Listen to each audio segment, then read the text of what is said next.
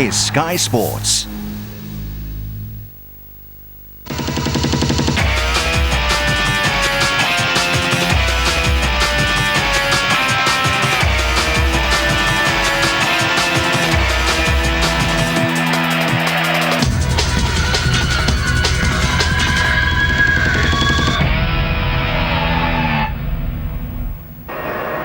We're in Californian wine country for the third and final road course in this year's hard-fought IndyCar Championship. This is the 13th and penultimate round of the season, which mathematically could go the way of no fewer than 6 drivers. Sam Hornish heads the championship chase, but his road racing record is against him, and today will be more about damage limitation. But the other 3 main championship contenders have all won Indy road races. So, who will win the Indy Grand Prix of Sonoma? Hello there, welcome to a race being held on one of America's best road courses, only 30 minutes drive from San Francisco's Golden Gate Bridge. Well, with just this race and next month's final race at Chicagoland to come, this year's Indy Championship really has been incredible. And although it's possible that one of 6 drivers could still take the title, in reality the 2 Penske's of Hornish and Helio Castroneves and the 2 Ganassi entries of Scott Dixon and Britain's Dan Wheldon, they have the realistic chance of a shot at the title. So how have they fared then during the special qualifying procedure which ended with the Firestone Fast 6 shootout? Here now are the headlines. New Zealander's Scott Dixon just pipped an impressive Marco Andretti for the pole position in the fast shootout. Brazil's Helio Castroneves is looking strong and he lines up on row 2 with close friend Tony Kanaan. Our own Dan Wheldon qualified on row 3 to start alongside fellow Brit Dario Franchitti, but Sam Hornish, he could do no better than 10th. Well, now to discuss the full implications of the qualifying positions and plenty else besides are my 2 guests. Firstly, Johnny Molam, who's raced regularly at Infineon Raceway. He's fresh back indeed from a top 5 finish last weekend at another great American track, Elkhart Lane. And alongside him, our regular IndyCar pundit, Paul Cherry, who's just off a plane from the Far East. Well, let's start with you, first of all, Paul. Sam Hornish, he has this terrific reputation on ovals, but he's less impressive record on the road courses. Why is that? Probably just lack of practice, in all honesty. Sam has concentrated on the IRL pretty much since he stepped out of Formula Atlantic. But when he was in Formula Atlantic, he wasn't a very impressive road racer, but he did quite a competent job. But I just think, you know, the IRL has only recently gone these last 2 seasons to road courses, whereas he's really made his mark, as we know, on the ovals with some astonishing driving. So this is a new discipline for him. And he's still learning, so you're not really expecting that much from him in this race? He has 2 great advantages. First, he has the Penske team, which in every way will play their strategy to compensate perhaps for his lack of speed overall, and they will be looking clearly at the way the race is trying to go, and also his teammate, astonishing amount of information he'll be able to get out of Helio, who has excelled in road courses for many years. Absolutely. Now Johnny, you know this track pretty well, you've raced there an awful lot. It's obviously got some really tough corners and fast swooping curves and so on. Tell us a little bit about the circuit and the setup that it's going to need. It's a really challenging circuit, actually. You're right, I've driven there about I think 6 or 7 times, and especially the turn 1 going uphill is a really fast uphill with a very tight 90-degree right at the top, second gear corner. So you want to set the car up reasonably stiff for the fast stuff, but there's enough slow corners as well. You've got to work with a mechanical grip, and the track surface not particularly grippy. It's very dusty there, and there's a drag strip along as well that affects it with the oil from the drag racing. Just before we came on air, you were saying they had the option of 2 circuits really, and they've actually gone for the slightly softer of the 2, if you like. That's not quite the word you used. That's not quite what I worded it off air, was it? No. Well, obviously the speed that an IndyCar is carrying in, there's a hairpin corner with a concrete wall behind it, so they've got a chicane before there, so they don't do a real fast right-left like we do in the sports cars, but still very challenging circuit. I mentioned you're just back from the States, and indeed you're back there again in the next 24-48 hours. It's a busy life for you. I'm flying off to Toronto first thing tomorrow morning to test the Ferrari 430 at Mosport, and I'm also racing the Aston Martin out there as well, so the coming weekend, so busy life. Good to have you with us for this race. Back to you, Paul. Scott Dixon on pole, of course, terrific achievement for him, but a bigger surprise, I guess, the speed of Andretti.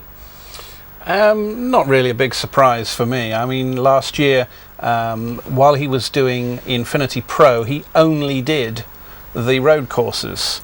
And I think out of the 5 he did, he won 4 of them and finished second in the last one. Yeah.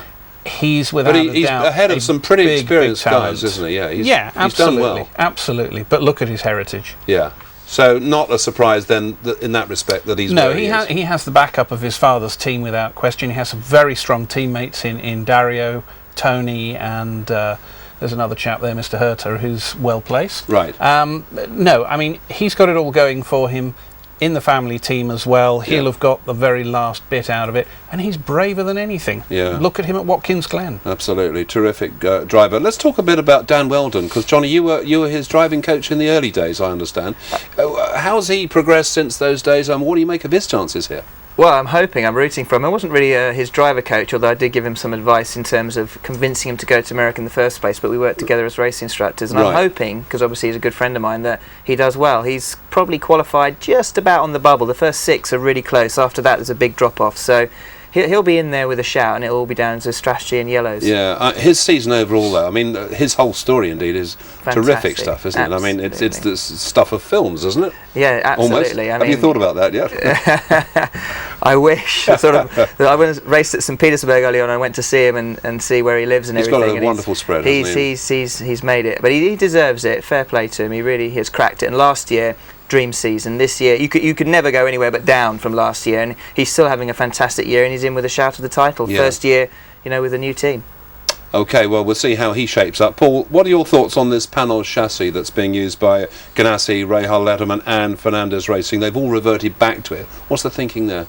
When the cars were originally designed for the IRL, the IRL said to all the manufacturers, just make the car for the ovals, we're not going to do anything other than ovals. Dallara took it enormously seriously and designed their suspension system to reduce the amount of movement so that the car worked better on an oval.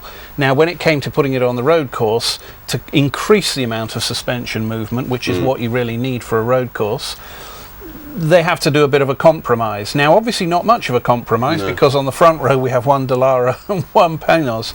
But the Ganassi team have access to both Panos chassis and Dallara. They did a back-to-back test and they decided they would throw their weight behind the Panos for this event. Yeah. Do you actually, yourself, personally, like this type of racing, or do you prefer it on the ovals? I mean, I wonder where the appeal here lies. I must admit I'm a great believer in a mix of events. The ovals are fine, they're very challenging. The old kart championship that we used to enjoy, where it had oval races, big and small, it had road courses, street courses, and temporary things like airport tracks. It's very, very challenging. If you ask Nigel Mansell or Gilda Ferran, somebody like that, what they'd prefer, a championship with a broad spectrum is a good challenge. I'm sure Johnny would say the same. Okay, let's bring Johnny in. I mean, from a driver's perspective, do you like that mix? Well, I don't do ovals, you see. I'm not that silly that I'm going to go 220 miles an hour with a concrete wall 2 inches from my right shoulder. So I've never actually raced on ovals. I've done what they call rovals, which is a combination of ovals, and then you come off and go through an infield section like Daytona and Charlotte and places like that. But I've never actually raced around and around on an oval. It's a completely different Paul's discipline. making the point about converted airfields and things. There has been that variety in the past. I prefer, give me a Sears Point, as they used to call this track, or a Road America, or a Spa, or any of those, any day over a converted airfield, absolutely. This particular track, as you said, Sears Point it used to be called, it looks pretty physical to me. I mean, it's going to be very demanding on the drivers. It's normally quite hot there as well, so that is going to be, I mean, obviously they're in open wheelers, so that's not such a big issue as if you're enclosed in a sports car, but it is a very, very physical track, and there's a corner called the Carousel, which is a downhill, very fast left, which really gets some G-forces going, and then you comes out, and as I was mentioning earlier, coming onto basically the tail end of a straight drag strip that runs parallel to the actual start-finish line, and of course then you're actually running over onto an area where there's different track surface, so that can also make the car get a little bit twitchy as you go across. So is there any specific preparation that a driver would do for a track like this that's different from the ovals? Not really. I mean, in the ovals, I think a lot of the padding they've got around them now, they're actually resting their head on the headrest a lot of the time round, so I think you'll find that with these they're just trying to keep as fit as possible, and maybe with some of them they're actually having to work the other side of the neck for a change. Okay, boys, thanks very much indeed. Well, the opening ceremonies, we understand, are well underway. Time for us to take a quick break. We'll be back well before that green flag. Stay with us.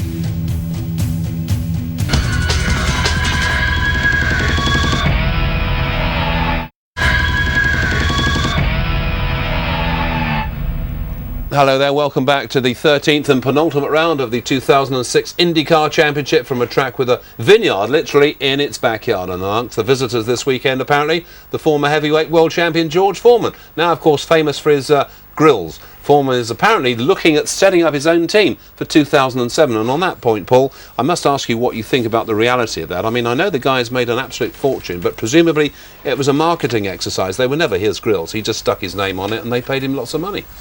And to think he speaks so well of you, Dave. But I'm being cynical. He has embraced a second career outside of boxing, and obviously selling the grills has worked. Johnny will testify they're actually very good, courtesy of his mother-in-law's recent report. I think one of the things is Tony George is actively trying to get people with a bit of kudos to be seen to be within the series. There are a number of teams, unfortunately, that, should we say, are floundering through lack of input and investment, which is primarily because it's very hard to sell at the moment in America. I mean, NASCAR is hoovering up money like you cannot believe. It's king, isn't it? And with another manufacturer just gone in the way Toyota have, it's only making matters worse. So single-seater racing in America really needs everything it can get. I think George would be an asset, whether he comes in on the Vision team or whether he comes in with what was Kelly Racing, we don't know. But certainly if he puts the grills out as a sponsor, I'm sure it's only going to be a significant tax loss rather than anything. Well, as you say, it's to be commended that they're trying to broaden the net and bring in names, personalities, guys like that with a reputation to enhance. Very much so. A type of motor racing which, let's face it, needs some support. Yeah, I mean, and we see week after week, we see some very exciting racing, especially in the last 10 or to 15 laps. But they need some personalities to anchor it to. At the moment, it's a little bit dry in that area, and certainly bringing George on and perhaps some other people over the winter will make a difference. OK, we can now break off because I understand we've just the second been able to get hold of a couple of the leading contenders, Scott Dixon and Dan Weldon. Scott, what does sitting on the pole do for you and for the championship for these last two races? Well, it's exactly what we got to do. We got to keep, piling on the pressure on Penske and try and make them have mistakes. So for us at the moment, it's just awesome. We just got to make sure we try and win this to, gain enough for Chicago. How important is it to start on the pole here at Infineon? I think, definitely the front two rows here if you're going to try and win. It's so difficult to pass. In strategy, you have such small windows, it's going to be hard to do anything strategy-wise. So it's big to start up the front here.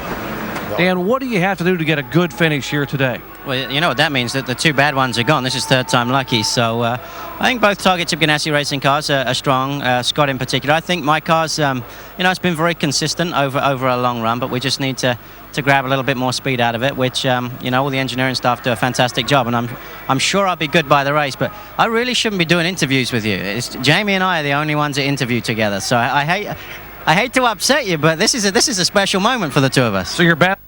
Well, I don't know what we say about that because Johnny's still wearing those terrible sunglasses. I know, he had them on since Petersburg. I haven't seen the race in between because I've been away. I don't know. Have a word with him. I will have a word with him. Terrible. Although mine are equally large, at least they haven't got the white frames. The white? I mean, they are like something out of a Tom and Jerry cartoon. They're ridiculous. Paul, you must have a thought about that. Those glasses are something else. Oh, they're probably worth 150 grand in That's it. In sponsorship for him. So. It's just one of those things. The Americans like a little bit of glitz and humour. OK, let's just get your final thoughts on this race. Who are you looking for to win it, just briefly? I want Dan to win it. Dan, and you want him to, but will he? Yeah. OK, fine. Paul? I think Scott's probably going to be our winner here, just because he's on a roll, he's had plenty of good results, and he's won the last road course. OK, guys, thank you very much indeed. Let's now cross to the States. Join our commentators Larry Rice and Gary Lee. Our live coverage from Infineon, where three-time Indy 500 champion Johnny Rutherford is the Grand Marshal this weekend. Of course, one of the driving coaches for the Indy Racing League, and he'll have the assignment to both drive the pace car, but before that he has to say, gentlemen, start your engines, and then run back to the pace car. Yeah, and the crowd coming in nicely here. As we came in very early this morning, there were a lot of people rolling in, so it looks like they're going to have a nice crowd here today. Well, Scott Dixon once again will occupy the front row alongside Marco Andretti. In the second row, Elio Castroneves and Tony Kanaan. And the third row, Dario Franchitti and Dan Weldon. And again, we talk about how vital it is to qualify up front because it is difficult to pass. However, You heard some of the guys talk about last year, guys being over-aggressive and taking themselves out. It is difficult to be patient and yet be competitive at the same time. Yeah, and there's Adrian Fernandez. We're taking a look at him as he's got a couple of cars here. Of course, Scott Sharp has not had a good weekend so far. He did not qualify well. Had a couple of excursions off course, as did a lot of guys, really. I mean, we had several people off course, but Fernandez obviously trying to put his deal together for next year. Not sure exactly who his drivers are going to be, but obviously going to be here. Well, Matsuura will start 13th today. His other driver, Scott Sharp, at the back of the pack in 17th. Thomas Schechter did not qualify yesterday, and he will start at the back of the pack. Let's go down and join the track public address system for the command to start engine with Johnny Rutherford. Johnny Rutherford! Drivers, start your engines and follow me. Well, he just stayed in the pace car. There's a different one. That's right. Follow me. Johnny Rutherford on board the pace car as the command is given to fire the engines. 18 drivers will start this event. As we indicated, Thomas Schechter did not qualify yesterday. He had some engine problems. He went out on 2 different occasions, but came back in, and will document the fact that he is driving hurt today with a sore shoulder. In fact, there were some questions whether he would race this event at all. Taking a look now at the starting grid once again. Up in front, Scott Dixon, his first pole position since the 2003 season when he won the title. He is now 4th in points outside Marco Andretti, his best start of the season, in the 2nd position. In the second one on the inside, he's 2nd in the point standings by only 7 behind his teammate Elio Castroneves. Will start inside Tony Kanaan, who won this race last year after leading 33 laps. In the third one on the inside is Dario Franchitti. Franchitti driving for the Andretti Green team alongside former teammate Dan Weldon, who is presently 3rd in the point standings. In the 4th row on the inside, there's Ryan Briscoe. We talked about him starting in the 7th position for the Dreyer Reinbold team. And outside, Vito Mira, 57 starts, yet to find victory lane, but 7 times he has finished in 2nd position. In the 5th row, Brian Herta. He'll be leaving this team to go road racing next year. And Sam Hornish, who leads the point standings, will be starting outside row 5, but he only leads the points by 7 over his teammate. Danica Patrick and her teammate Buddy Rice for Ray Hall Letterman Racing will occupy row 6. And of course, she leaves to go with Andretti Green next year. There's Koski Matsuura on the inside of row 7. Outside rookie Jeff Simmons driving for Ray Hall Letterman. That's row 7. In the 8th row on the inside, Jeff Buckman for AJ Foyt Racing, and Eddie Carpenter driving for his stepdad Tony George. In the final row, as we talked about, Scott Sharp having some difficulty yesterday in qualifying. Thomas Schechter with no time will be starting in the very back position. There was some question as to whether there would be a relief driver, Townsend Bell, take over that car. In fact, he had some test laps yesterday late in the day, but the cockpit didn't fit him, and it was decided that Schechter would run the race. 296 kilometers. The pit window is going to be between 26 and 28, but you're going to see guys pitting way before that because you're going to see them trying to get off sequence so they can maybe get a better advantage. Of course, pole sitter Scott Dixon, that gives him a huge advantage. It should give him a leg up to gain some points. Temperature 25 degrees. Wind only 14 kilometers, not bad. It's a sunny day. It started out very, very overcast this morning, very foggy as a matter of fact, and cool, but it's warmed up nicely, and it's going to be a very, very good race day.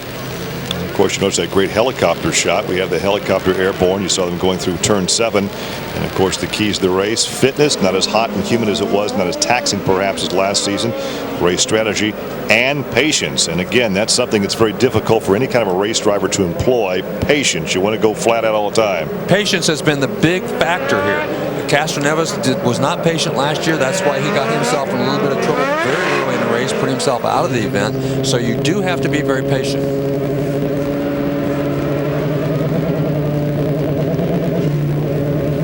There is Scott Dixon starting from the pole position. There's a look from Kanaan's car. And you can hear them telling, follow the pace car single file through the course so that everybody knows exactly what's going to go on. They'll be lining up here as they come around to take the green flag, but right now they want them in single file. Danica Patrick starting in the 11th position. Of course, she has 2 more races with Ray Hall Letterman before leaving for the Andretti Green team. There's Eddie Carpenter, who came out of midgets and sprints on the ovals. Again, you hear race control talking to these teams. Obviously, all the drivers now can hear race control. There's Marco Andretti. He'll be starting in the 2nd position. He started 3rd at Watkins Glen and 3rd at Milwaukee. He'll Working off the back of the Klein Tools Canadian Club car of Dario Franchitti, who starts in the 5th position. There's some questions of whether he will return to this team next year or he'll go road racing somewhere. Yeah, nobody really knows right now. I think he's kind of got some mixed emotions. He likes the road courses much better than the ovals, though. We all know that. Well, and there's Thomas Schechter, and he is a big question mark. He injured his shoulder, or in the area of the bicep. There may be a torn muscle. He wanted to run, did not want Townsend Bell to run. Townsend Bell lives out in this area, so he flew in by helicopter yesterday, but did not have a seat made. So he got in the car for a late race test session, or a late day test session, we should say. By not fitting the cockpit, he was kind of slammed around inside the cockpit, and he said, I can't drive very fast.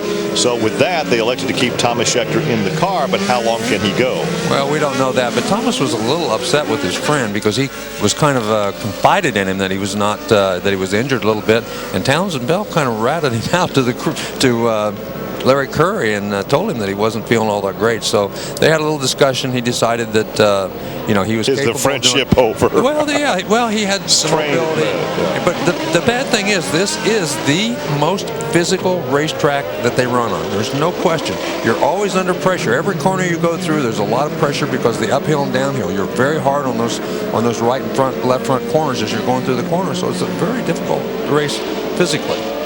Well, 3.7 kilometer road course with the 80 laps, 34 shifts per lap. Now keep in mind the shoulder injury for Schechter is on the left side. He'll be shifting with the right arm. Right. So, but this means his left arm has to do all the work in turning while he's shifting. And a lot of these courses, especially down in here into the chicane.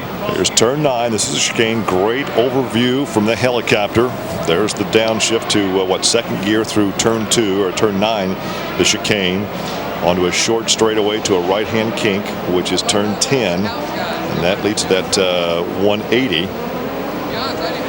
Yeah, you got to. This is a very important part of the course. As you go through this turn number 11, of course, we saw some crashes there last year. That's where Castroneves got taken out trying to outbrake Danica Patrick as she went through that corner and she had got off sequence on the pit stops. Okay, this is the long course. This is not the turn they're actually going to use for the race, but this is to start the race. Green flag is out. And right away, Dixon grabs a lead over Marco. And Castroneves pulls up the hill in third. Now, you heard Kanaan say how aggressive he was going to be. Almost contact right there as Franchitti got a left rear off in the dirt. Yeah, he had a notion to try to go around Castroneves, got out there. Castroneves didn't give him any room. And now then Kanaan tries to look underneath his teammate. And here's where you can get yourself in trouble very early on and take yourself out of the race and the points championship. Last we had 5 different leaders a year ago. So Dixon takes the lead at the opening green. 80 laps to contest this event around this 12-turn road course. This is the carousel, and they head for that double apex turn 7. Yeah, and I think you're going to see, especially the points contenders, be a little bit careful here at the beginning of this race, making sure that they don't make any mistakes. Castroneves back there in third place, just kind of working his way through. And, of course, Dan Weldon back there, he would like to move up, but he's going to do so. He's going to give himself some time to do that. Well, Dixon's right where he wants to be as far as this race is concerned. He's 4th in the point standings. He needs to be aggressive. It's easier to be aggressive when you're out in front leading. Well, Scott Dixon's very confident. He likes this racetrack. He knows he's fast. He was fast in almost every test session here. So he has all the confidence in the world that he can run at this speed, the fastest speed of anybody, all day long. And right now, he looks like every bit as capable of doing that as he feels like he is. These drivers will tell you it's a very difficult racetrack to pass on unless the guy in front of you makes a mistake, and Dixon's not one to make many mistakes. No, and there are not very many real good passing zones. You're right. That's the reason you have to be patient. If you try to stick your nose in some place where you really don't have the room, you're going to get yourself in a lot of trouble. So you put the pressure on, lap after lap, and then you hope that the guy in front of you might make a mistake, and that's what some of these guys will do, and a guy like Sam Hornish, that's what he can't afford to do. Tony Kanaan, last year's winner, back in the 5th position. He now is in 6th in the point standings, but 79 back, so pretty tough for him to make a charge for the championship with only 106 points available. The winner receives 50 points. The driver who leads the most laps will collect 3 bonus points. And so far this season, Dan Weldon has collected the most bonus points with 15. But those 3 bonus points, if Scott Dixon could lead the most laps, would help him immensely in that points chase. Well, it certainly would. You ride along here with Tony Kanaan, Dario Franchitti right in front of him. And you can see that even when you get down into those corners, you can gain a lot getting in, but getting off and getting a run on them getting off is very, very difficult to do.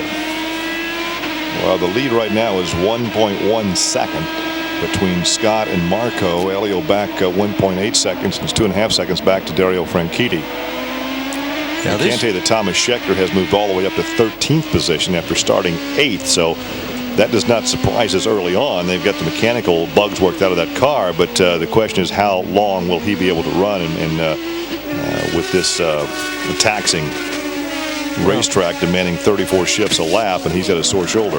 Well, it is a very, very difficult. Every driver here will tell you that physically this is the toughest race course they run, because not only you shifting, but the turning is so much harder. It's like turning on an oval where you're under stress all the time.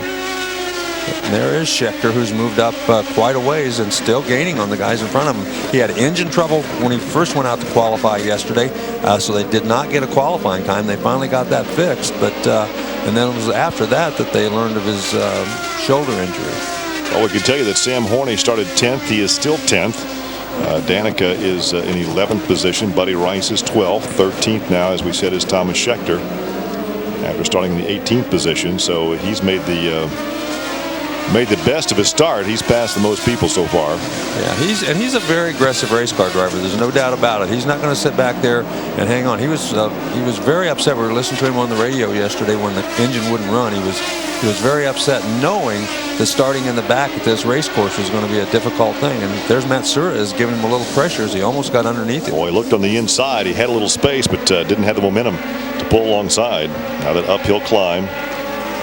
Well, that was good judgment on Matsuura's part. That was just going to be a crash if he tried to nose himself in there and take that spot away. There just wasn't enough room at that point.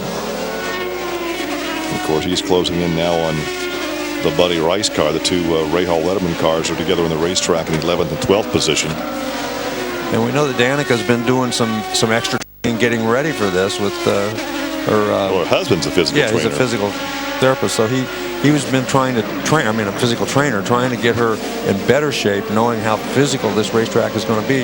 And a racetrack like this does give a guy like Dixon and Weldon and Kanaan and some of the guys who are in absolutely terrific shape. Well, Castroneves, they're all in good shape, but I mean, the one Kanaan especially, who does triathlons and stuff, he's in terrific shape.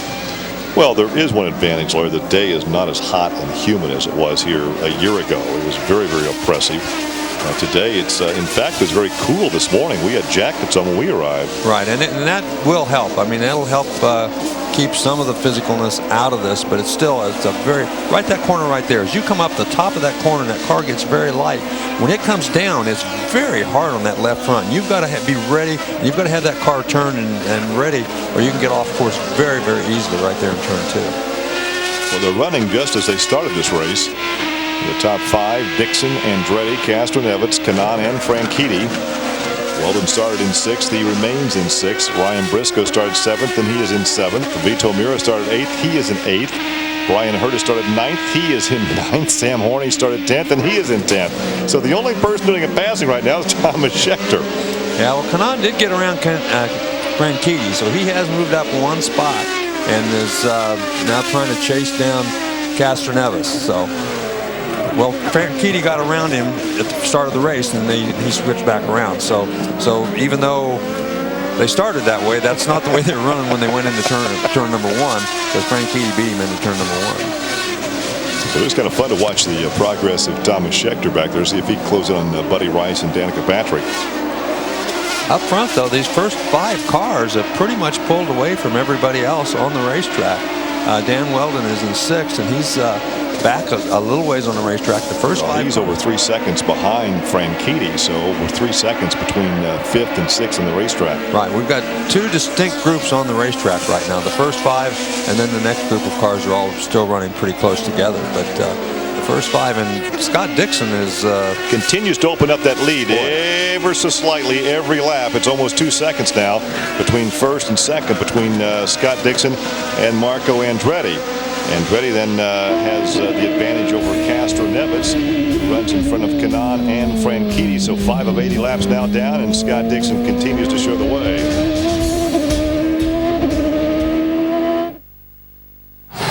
As you take a look look at the gear shift. Down 2 gears into that right there. Back up. You see they're running right where they started this race. You can see that you're a busy man inside that, or gal inside that cockpit on this course, because you're always getting ready for shifting, braking, whatever, as he heads down into turn number 7 right now with the double apex. Television has certainly changed the complexion of racing. They've got sponsorship logos on the gear shift. Exactly. You got them everywhere. Any place they might be visible. You go through what we call the S's down through 7, 8, 9. Now we're in that chicane. Right left-hander, and there's a look at Marco, who is now 2.5 seconds behind as they head down around the completion of lap number 8. Yeah, and Castroneves and Kanaan and Franchitti are all sticking right pretty close to him, but it appears that Dixon just keeps inching away lap by lap from the rest of these 4 top runners, as he's just put together one perfect lap after another. He's gaining about 3 or 4 tenths of a second per lap, and on a run of 20 or 25 laps before this first pit stop, he could have a sizable lead. Well, he could have, and obviously that's what he's thinking too. He'd like to get in there, get out, and still have a nice lead. The yellow flags are going to be an important part of this race. Of course, last year we had a yellow flag about lap 17, and a lot of people came in and made their pit stop at that point. Some did not.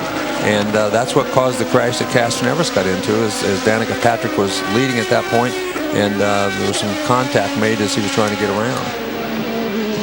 Well, the lead right now is at 3 seconds between that driver right there, Scott Dixon, and Marco Andretti. Scott going for his 3rd win of the year and his 2nd on a road course.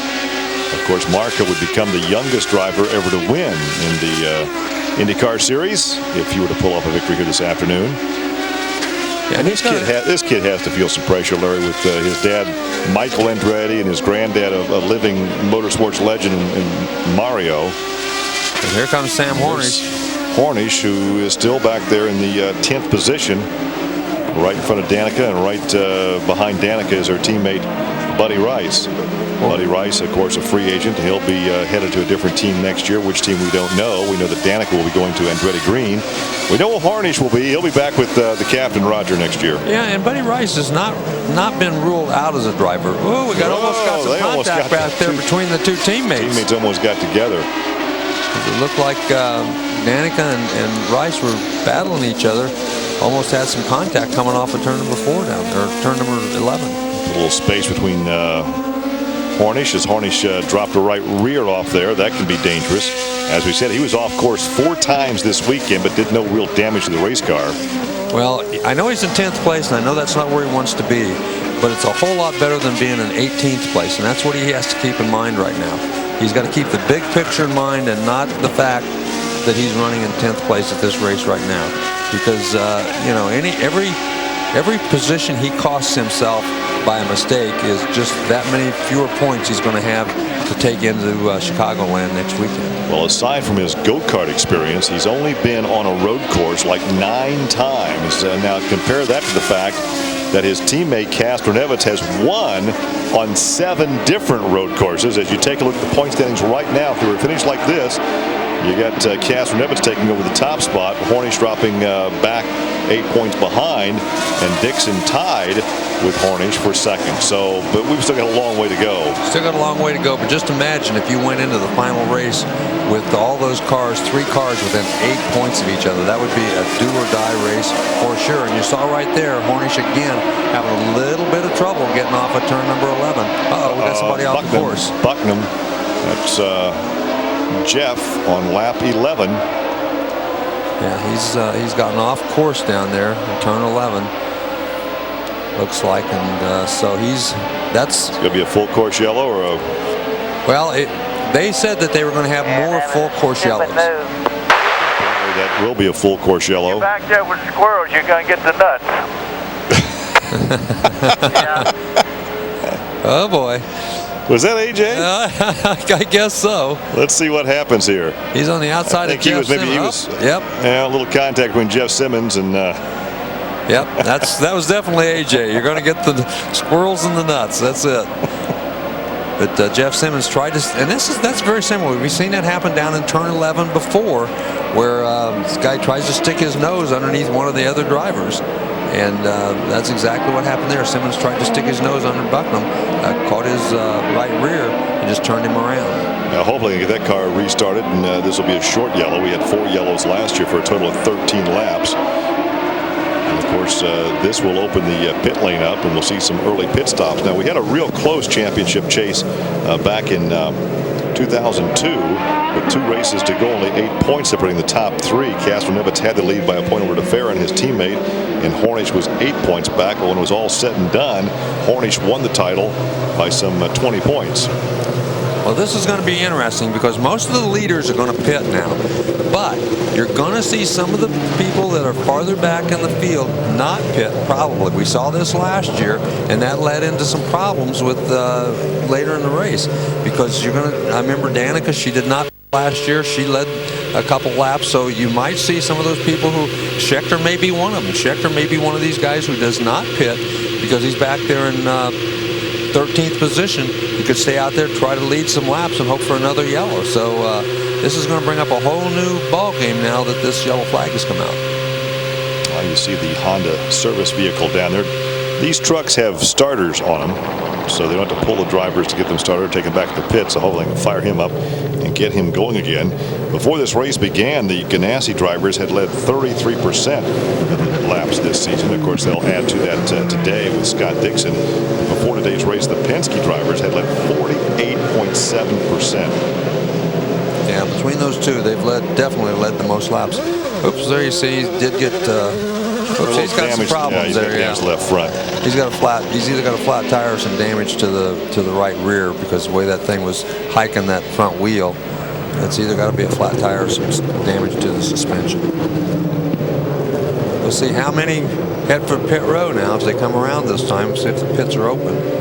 Of course, that depleted a 3-second lead that Scott Dixon had built up over those 10 laps over Andretti, as they're all now nose to tail, and see how many of them will peel off to their left and head for pit lane. And Scott, he tried to fake out Andretti because it looked like he was going straight. In the last moment, he veered to the right and made that turn. But here comes Weldon. Well, he did come in, so everybody's going to be on a different strategy, and I think instead of the leaders all coming in like we thought they might, it looks like some of the guys in the back a little farther, they're going to be the ones that make this pit stop. And here comes Castroneves. See, everybody behind Weldon, or a lot of them behind Weldon, came in. So they were going to do just whatever the leaders didn't do, just to try to get off sequence, which is a great strategy. I mean, Dan Weldon, in order to win this race, and Sam Hornish too, to get up front. That's Hornish that came in. Right. They have to get off sequence. They're not going to pass 10 cars on this racetrack. It's just not going to happen. So.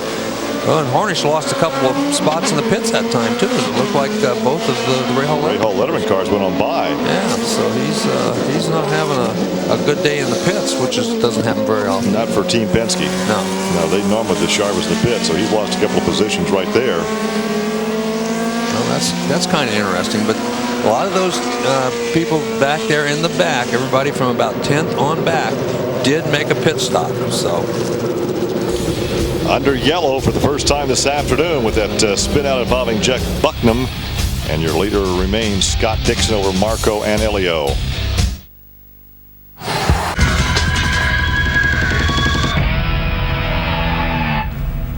Welcome back. It's our first yellow of the Indy Grand Prix of Sonoma, and it has to be said it's not the most exciting race of the season so far. However, the two guests in the studio with me are now going to take us through really the only incident of note, really, apart from the start. This was when Jeff Bucknam, for some reason, went off the circuit, Paul. The reason was that young Mr. Simmons poked his nose underneath him, but sad to say that they're not a couple of quality drivers, and no. They were right at the back, and getting into trouble was definitely going to happen. I have to give you credit, because before we started you said you wait 10 laps and he'll be off the circuit. He'll be the first one to go. So you were right, but it actually was 11 laps. Yeah, 11 laps, 1 lap out. Yeah, that's not good enough. No, but you did get the driver right. But you were obviously expecting something like that to happen. Only because, as we were discussing at the top of the show, there are people who, their specialist trade is oval racing. And as Johnny said, it's streets apart. It's completely different. And they're just sort of all at sea, really. You look at the qualifying, you know, there was something like 8 seconds from the back of the grid to the front. I mean, it's ridiculous. Yes, and I think we can now, in fact, understand we are back racing. We're just about to go racing once again. So let's cross back to the circuit, see what happens now as we pick up the action once again.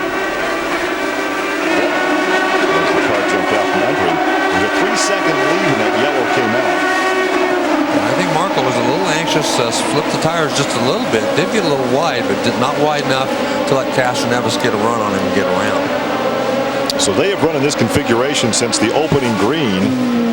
In fact, back through the about the top 7 or 8, 10 cars before that yellow came out. We're in the same position he started this race, right along with Kanan, who is back in 4th position. And that is his teammate Franchitti behind him. Ryan Briscoe rides in the 6th position.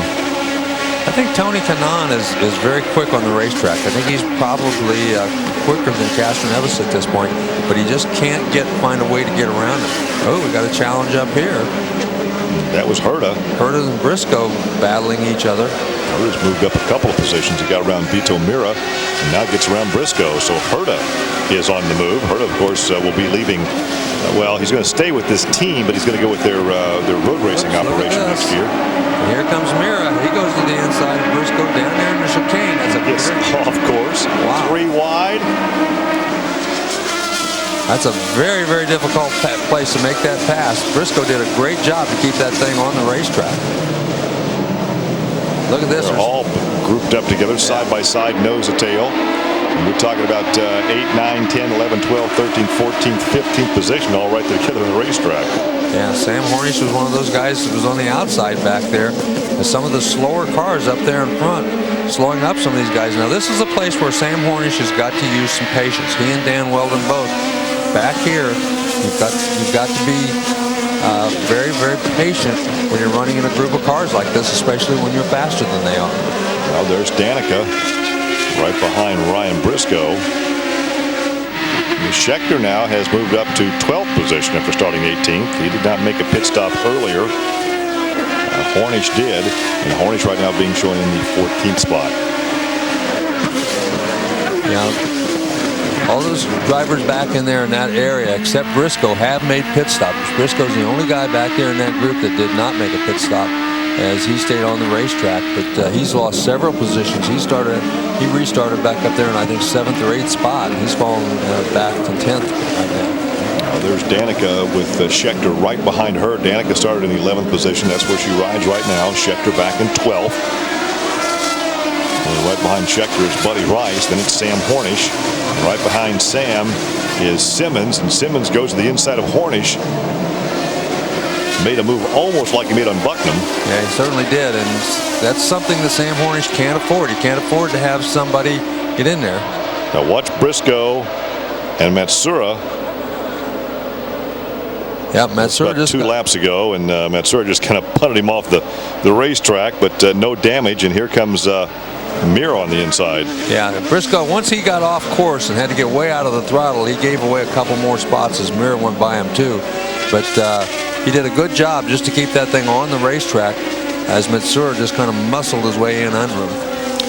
Surprising that Dan Weldon has not done better this week than what he's back in 9th position after making that pit stop into that yellow. And now we're watching Briscoe, and he seems to be in all sorts of problems as he's falling back. And Hornish is really getting a lot of pressure back there. It's Buddy Rice and Simmons both. And you can see he was very wide on the racetrack right there. Gave them a lot of opportunity to get under him. Well, he's gotten around Buddy. So. And now he's trying to close in on Danica.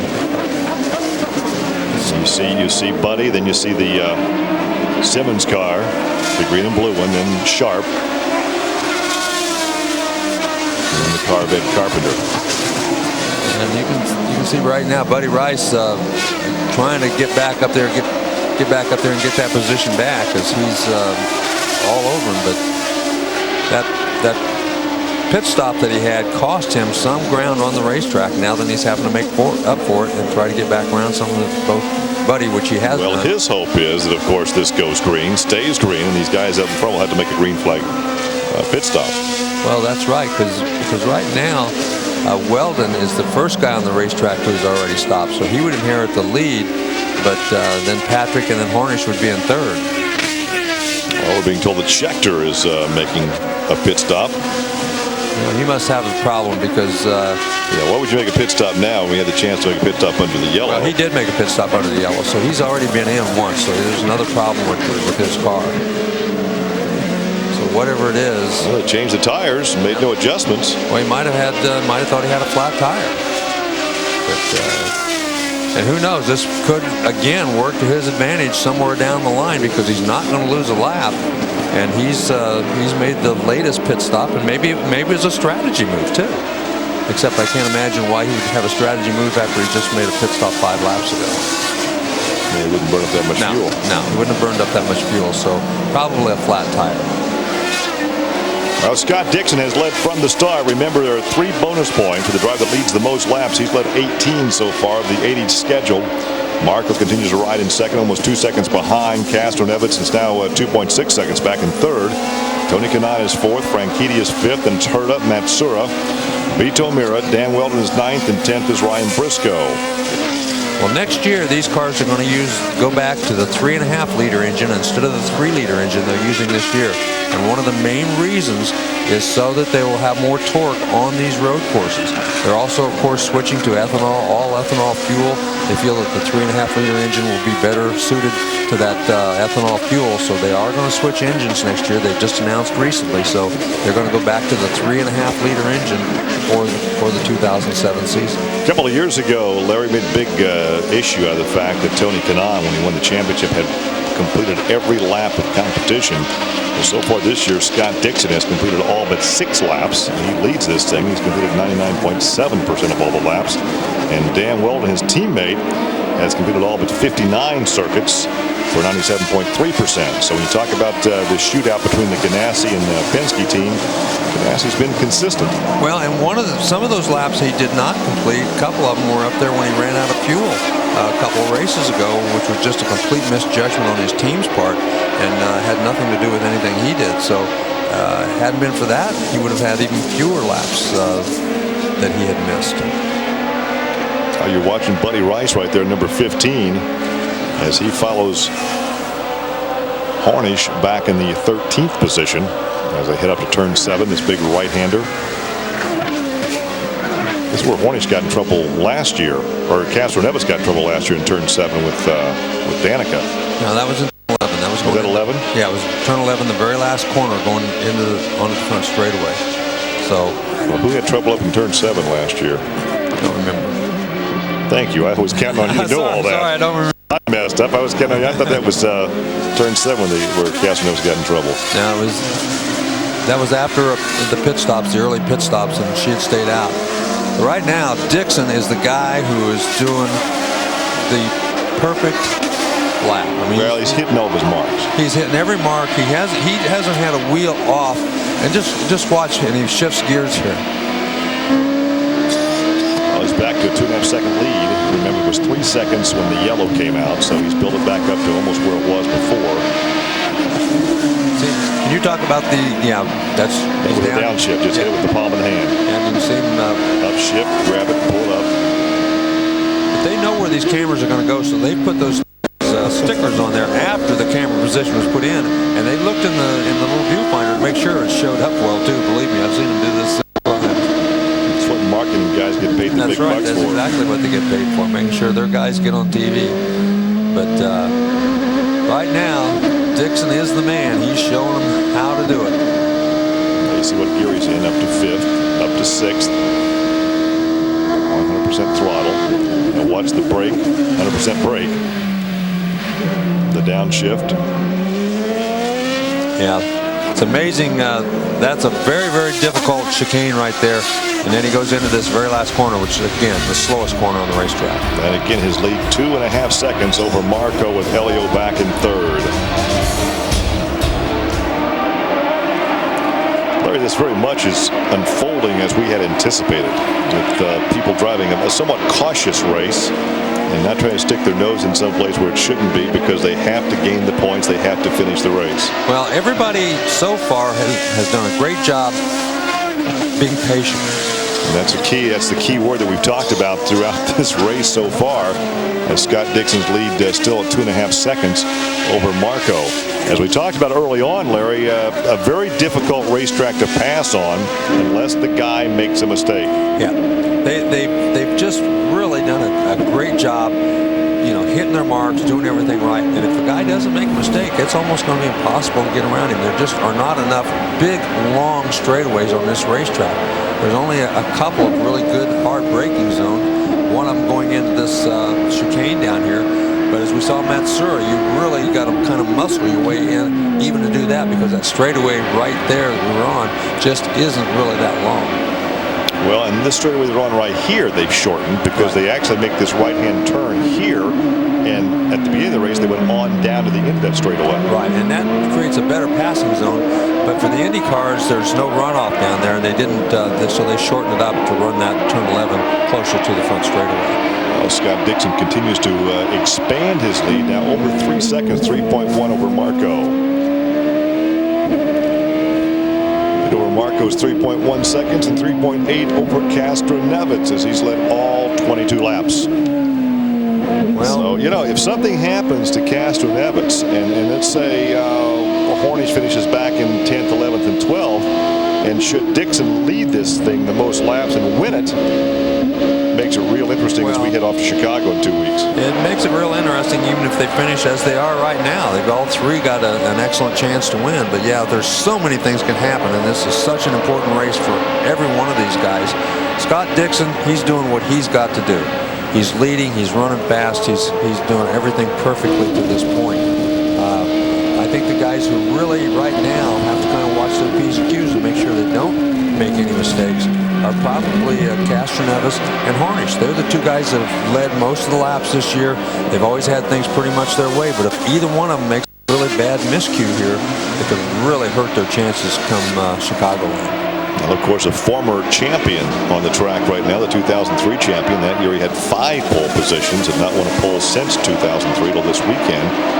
But over the past couple of years, this Ganassi team has struggled primarily because of the engine. While the leading teams had the Honda last year, they had the Toyota, they struggled. And now, of course, they've got the Honda power plant, and they've been much more competitive. Well, with this Honda, Scott Dixon and Dan Weldon have both been very, very strong with Ganassi. Ganassi, I forget what the total car count was that they crashed last year, but it was 17. Yeah, it was a phenomenal amount of cars that they crashed. And a lot of that was just because they didn't have the horsepower and they tried too hard. And of course, Ryan Briscoe ran for this team. They had a 3-car team last year. So, it was a case of overdriving the car and making mistakes and crashing. A lot of times it was. And there is Chip Ganassi up there, you see. And he's got to be pretty happy with his boy right now, as Scott Dixon looks to be the consummate roast race. Well, of course, his team won that Grand Am race held here yesterday. Scott Pruitt drove that car to victory. In fact, they were up toward the front and got nailed, spun out, went to the back of the pack, and drove through traffic to win it. So it's already been a good weekend for Ganassi Racing.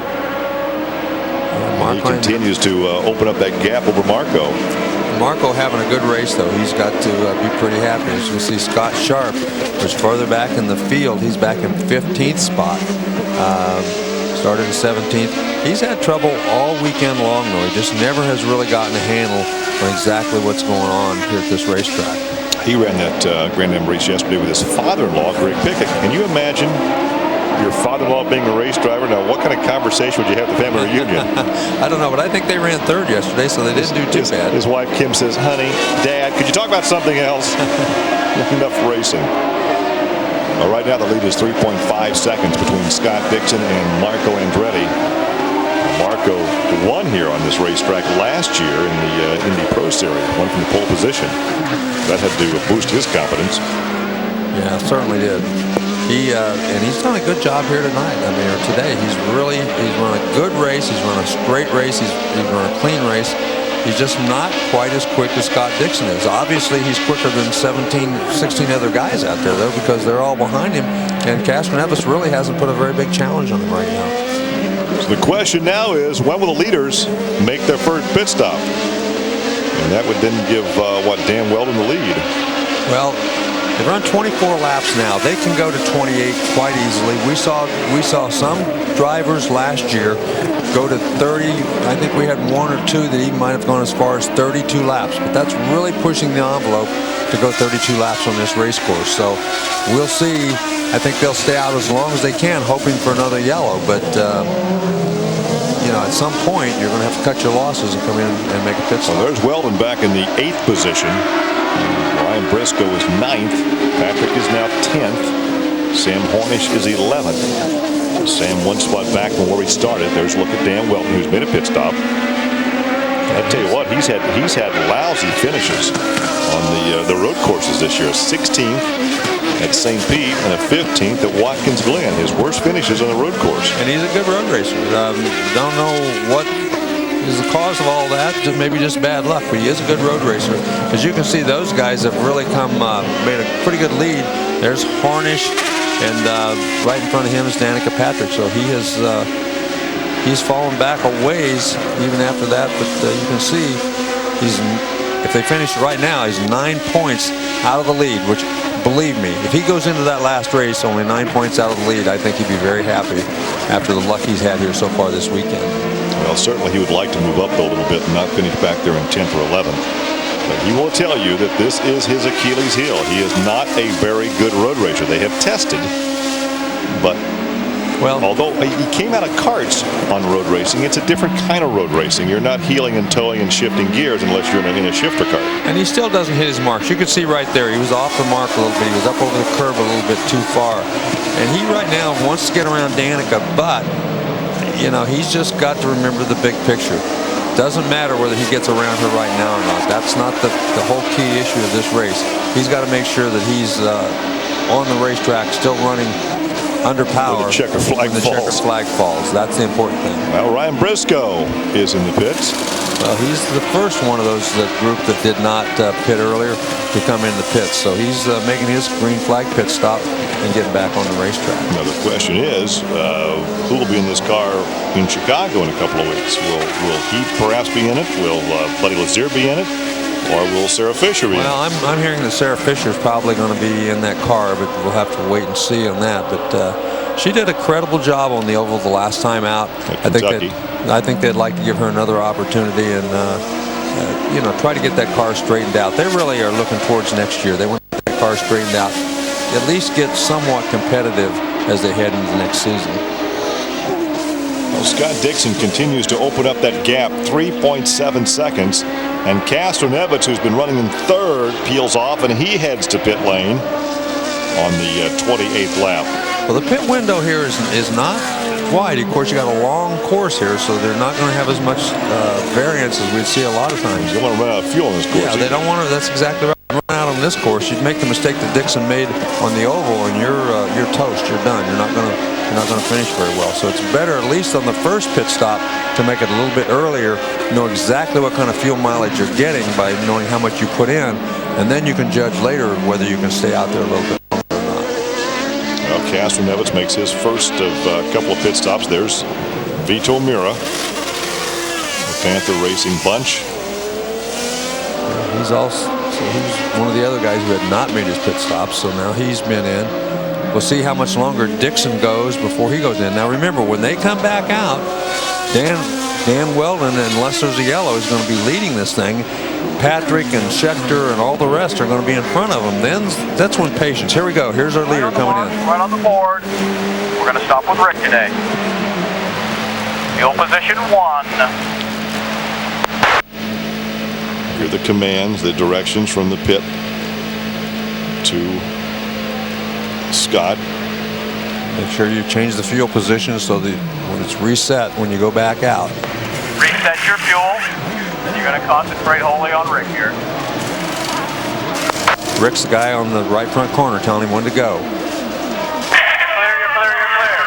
You got to pack up in the hairpin. Get with it. Marco also made his pit stop, but he was on the mark. Good, clean pit stop for Scott. Yeah. Did a good job. Everybody looked like everybody did their job and did it very well. And he beat out Marco by quite a ways that time. So Marco got back out, and it looks like he got back out in front of Castronevich. So he also had a good pit stop. We'll see how things sort out now. Castroneves had a look to the end. No, that's Harnish. That's Harnish. Had a look to the inside. So those people who did pit earlier, the other guys had enough of a lead on them that they got back out and still got out in front of them. So Dixon continues to lead. Yeah, he looks like he's going to maintain the lead. Mario on the left, Michael on the right. Wow. Let's see as they come by past this next. I think Weldon's going to be in the lead. I think that that's Patrick right behind Dixon. So Weldon has already gone past. He must be out in front. Wait till they come by the flag stand. The timing and scoring again. There's Mario with his arms crossed in front of his chest. The 69 Indy 500 champion, 78 World Driving champion, watching this grandson Marco. By virtue of getting off sequence, now he's out front, and anything can happen. I mean, if there's a yellow and they all pit, then he could stay up front. But that's the whole idea, to get off sequence, somehow put yourself in position to be up front. And here's Scheckter again, and he's in the pits again. That's his third stop. But yeah, and you can see whatever he made that second pit stop for, it hasn't gotten a lot better. So he's back in again, and they're looking at see if they can figure out what the problem is. Well, that's curious that the two front wheels were off. All four of them were off. All four of them off. All had them off. So take a look, and there's Danica Patrick, who's running right now in third spot. So Marco is fourth. Sam Hornish is now fifth. So Danica also, her and Sam Hornish both moved way up in the standings just by virtue of that different pit stop.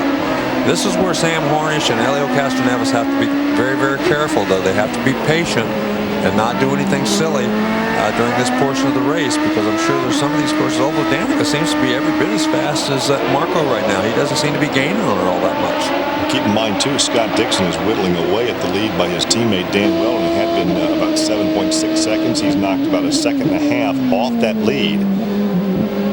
Well, there's no doubt that this is turn 7 down here as you see him heading through there. There's no doubt that Dixon has been the class of the field all weekend long. He's been very, very quick. He's still the quickest guy. He's running the quickest laps, lap after lap, out there on the racetrack.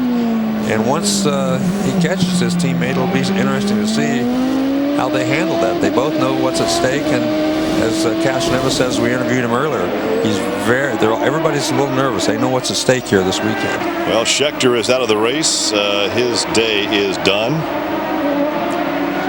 Yeah, they've decided to call it quits as he's out taking his gloves off, and obviously not extremely happy at this point. Well, back up in front, Weldon continues to lead the thing, but again, the lead is down to 6 seconds now. So the guy on the move is Scott Dixon in second position. Danica Patrick is almost 11 seconds back in third. She's holding off Marco Andretti, Sam Hornish, and Buddy Rice. Then it's Jeff Simmons, Tony Kanaan, Helio Castroneves back in ninth position. So this could really make things interesting. They finish like this. And that's what I'm saying. Castroneves, as we said last year, he got a little impatient. He crashed. He doesn't want to do that here today, even though he's back in ninth position. Still a lot of laps to go. Third of the race, just barely passed the way through. So he's got a long way to go. He doesn't want to do anything silly. When you talk about Chicago in a couple of weeks, you have to think that that's a track that Hornish should go well on. Well, Hornish shines on those mile-and-a-half ovals, no question about it. Look at Marco outbrake Danica coming into the chicane. He really outbraked her getting into there.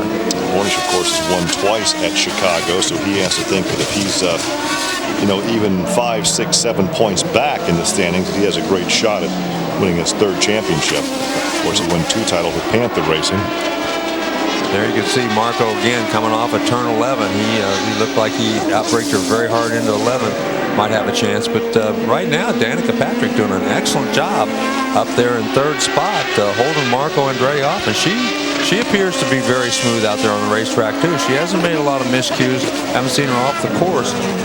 Of course, it's very easy when you're running in behind somebody to outbrake them getting into a corner. You can use them as a judge, so it's much easier to run in that position than it is being the first guy up front. Of course, you've got your rabbit to go by when you're following somebody. There's Marco back in fourth position. There's the where he is in the racetrack compared to the leader. And not all that far back, but right now just trying to figure out exactly what he's going to do with Patrick. But again, this racetrack been very, very difficult to pass on. Danica just keeping the line straight. As long as she doesn't miss a shift or get off course, it's going to be tough. And it's Hornish also, although he looks a little more ragged than some of the other drivers, he does appear to be running some pretty quick laps out there, so he's not all that far off the pace. All right, now Hornish in the fifth spot, some 7.5 seconds behind. Now, Scott Dixon, wow, he's cut that lead to 4.5 seconds. He's cut 3 seconds off the lead since that pit stop. Yeah, he's definitely he's running a half a second quicker than anybody else on the racetrack. Weldon's running some very good laps. Danica Patrick's running some very good laps, but Dixon right now definitely running the quickest by just about a half a second of anybody on the racetrack. Watching Buddy Rice, who's back in the 6th position after starting in 12th. There's Simmons right behind him, the other rookie. Only 2 rookies in this race. Jeff Simmons in number 17, of course, Marco in 26. There's the gap, how far he is back in 7th position, some 15 seconds behind the leader. But that shows you how difficult it is. Kanon's been very quick here all weekend, all day long. And once he got behind Jeff Simmons, he's put a couple of moves on him, but he just has not had any place to really get a wheel in and around him without taking a real chance. And of course, Kanon, before the race began, how aggressive he had to be. And I guess you can be aggressive, but you also have to find a good place to pass. Well, that's right. You can't be overly. You can't nerf somebody out of the way. Yeah, you can't exactly. You can't hit somebody, because if you hit somebody, you're going to put both of you out of the race. So you got to be very careful. And still, I'm sure he knows. Right here, right there. He thought about it. He had his nose in there. Now then, let's see if Castroneves can take advantage. Castroneves, once he had to try to outbrake him, get on the brakes, and was kind of offline. Castroneves thought that might be his chance to make the pass. Just didn't happen. He didn't have enough room. Franchitti right behind those 2 drivers, though. Now Franchitti back in 9th position. Just kind of biding his time, but that was a good opportunity, and that's the kind of thing you have to wait for as a race car driver on this racetrack. When Kanon stuck his nose under Simmons, couldn't make the pass, kind of got offline a little bit. It gave him a chance, but he didn't have enough speed. Larry, before the race, had someone told you at lap 36, you'd have one Penske driver in 5th and one Penske driver in 8th. You believe it finished in 5th and Castroneves mid-pack. But that is all part of the strategy, and that's why strategy plays an important part. Now, these other drivers are going to have to make a pit stop here, before too much longer. They've made their pit stop on lap number 12, so we're on lap 35. So they don't have a lot longer to go before they're going to have to pit. Brian Hurdy now in 10th position. He runs some 11 seconds behind the leader.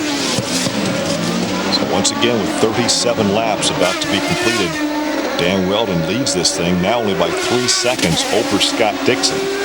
Patrick is still 3rd, Andretti 4th, Hornish is 5th.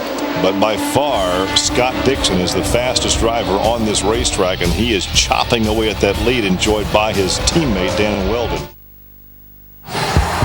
Raceway, and there's the gap between 1st and 2nd. You're riding with Scott Dixon now in 2nd place as they work on lap 39, approaching the halfway point of an 80-lap event. And you can see the gap has closed down between 1st and 2nd.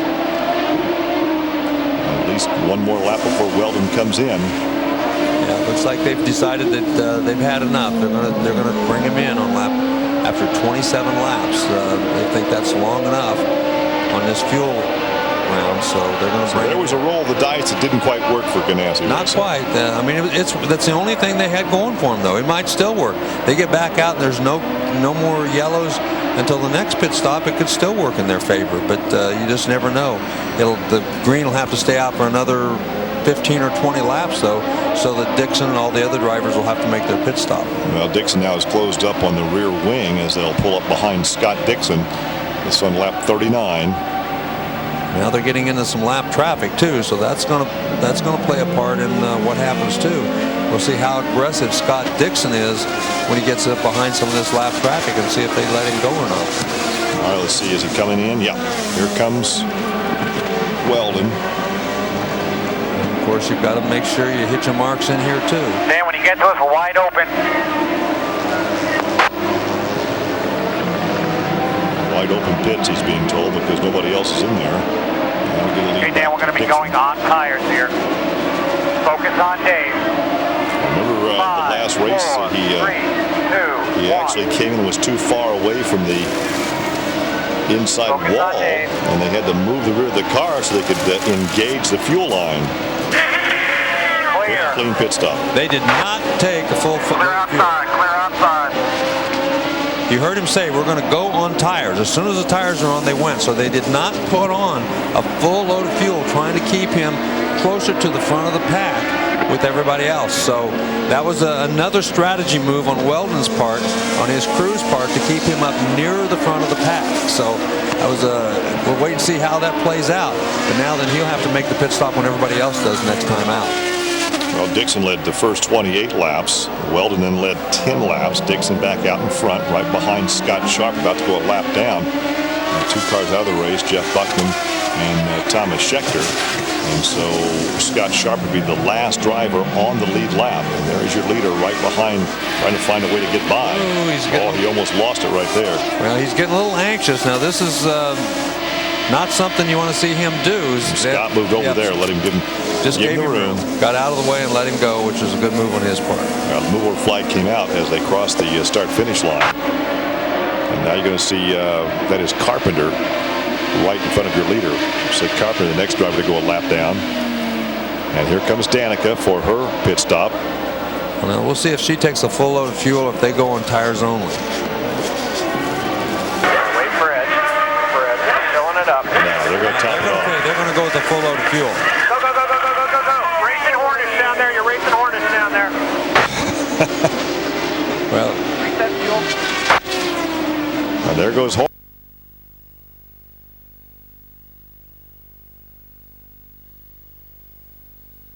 That last stop, so he got out.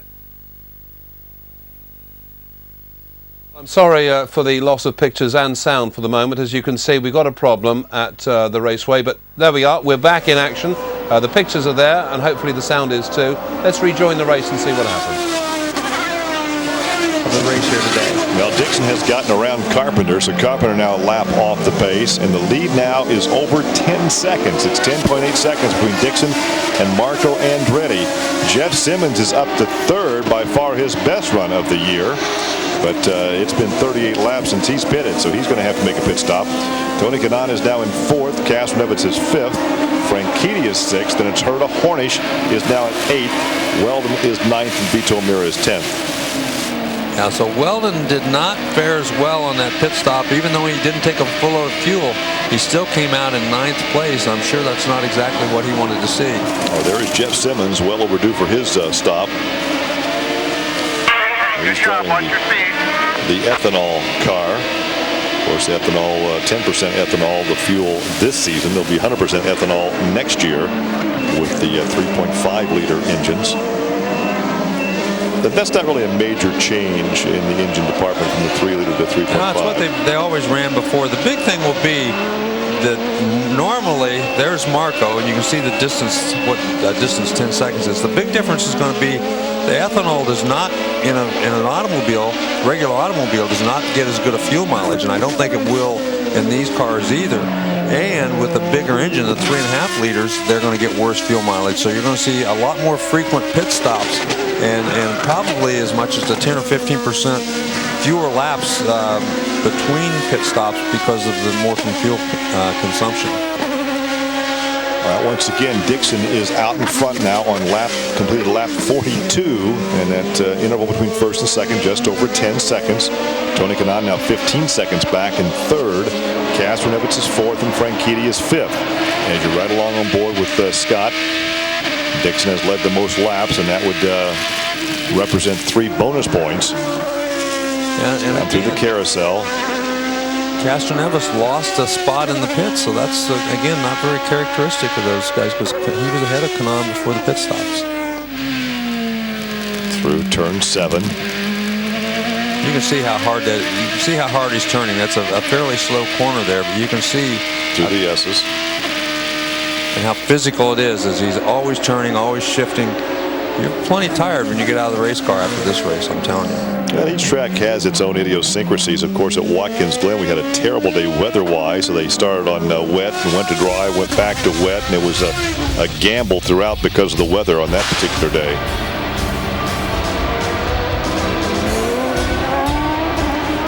Scott Dixon led from the pole position, led the first 28 laps till he made his pit stop. Then he came out of the pit some 7.5 seconds behind his teammate Dan Weldon. Weldon was in control for 10 laps. He made his second pit stop, and Scott Dixon reassumed the top spot. We've had one yellow for some 3 laps. Jeff Bucknam had some contact with Jeff Simmons and put that car out of the race. 2 cars now on the sideline. Thomas Schechter will finish 17th. And Bucknam will finish in 18th position. Well, so far, Scott Dixon has done exactly what he wanted to do. He's run exactly the kind of race he wants to race. He's been very much in control of the pace and of the race car this whole race.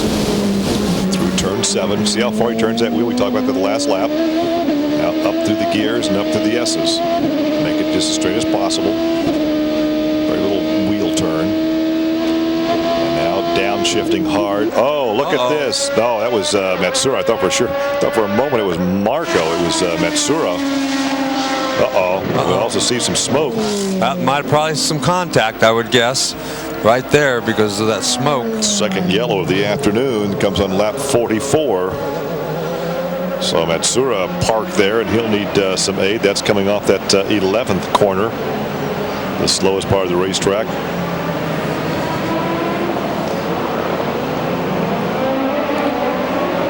Overhead view of Koski Matsura bringing out the second yellow of the afternoon. And he almost got T-boned right there in that real slow part of the racetrack. Yeah, and I think you're going to see that there was some contact that got him around. Turn 11, we've talked about before, a good place to pass if you've really got position, but it can also be a big trouble. And right there's the reason. That's Buddy Rice, who has a left front wing, and as he looked like he stuck his nose in, much as we saw in the last accident that happened down there. Stuck his nose under there, got it under the right rear of Matsura, and caused Matsura to spin. He's, of course, going to have to go in and... This is not touching the tire. Here's a replay. There he is. He sticks his nose under there. Matsura just didn't see him. Tried to make the apex of the corner like he normally would, and they made contact. That's a very difficult thing to happen. That's a place where the driver doesn't expect you to stick your nose in there. He can't see you until he's already committed to make that turn. But Matsura is going to come out on the short end of this one because he's going to lose at least 1 lap while he's sitting there. Well, Buddy will lose some ground because they'll change the front wing on the Ray Hall Letterman number 15. Yeah, there's Buddy. He may not lose a lap though under the yellow. It may not be as big a disadvantage for him as it was for Matsura. See, there's 4 bolts that hold that on. They put all 4 of them in there, got going again.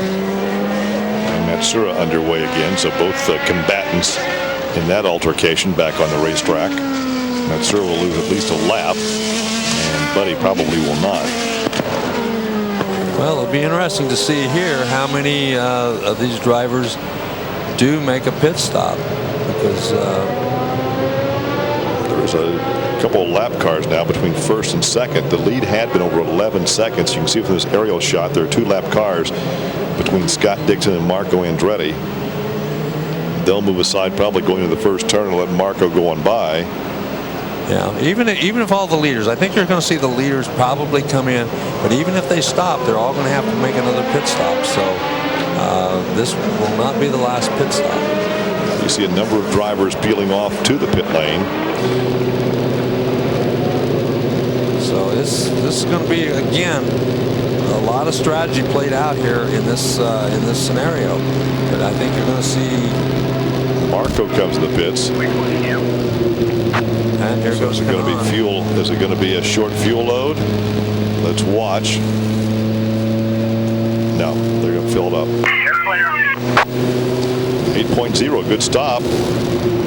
Kanon's in, Weldon's back in. Wow, Weldon had a good stop. He beat Kanan out. Of course, he didn't have to take on very much fuel. That's the key right there, because he took on fuel the last time. He just he got a very, very short fuel load to fill him up. So now here's the other thing. On lap 45, depending on how many yellows, how many laps can they go? 35 laps? Well, we said that some of them stretched it to 33 last year. Can anybody turn that thing on full lean and go 35? I bet we're going to see somebody try. So once again, how often have we talked about races being won and lost in the pit area? Yeah, that's right. Well, we got just a second here. We'll say hello to some of our friends in England. Lady Joe wanted us to say hello to her sister Sue, Annie, June, and Derek over there. So Lady Joe's the lady we met up here in the Napa Valley. Has yesterday, she's a big race fan, and said her family is too. She was shopping for some souvenirs to take back to our mother country back in England.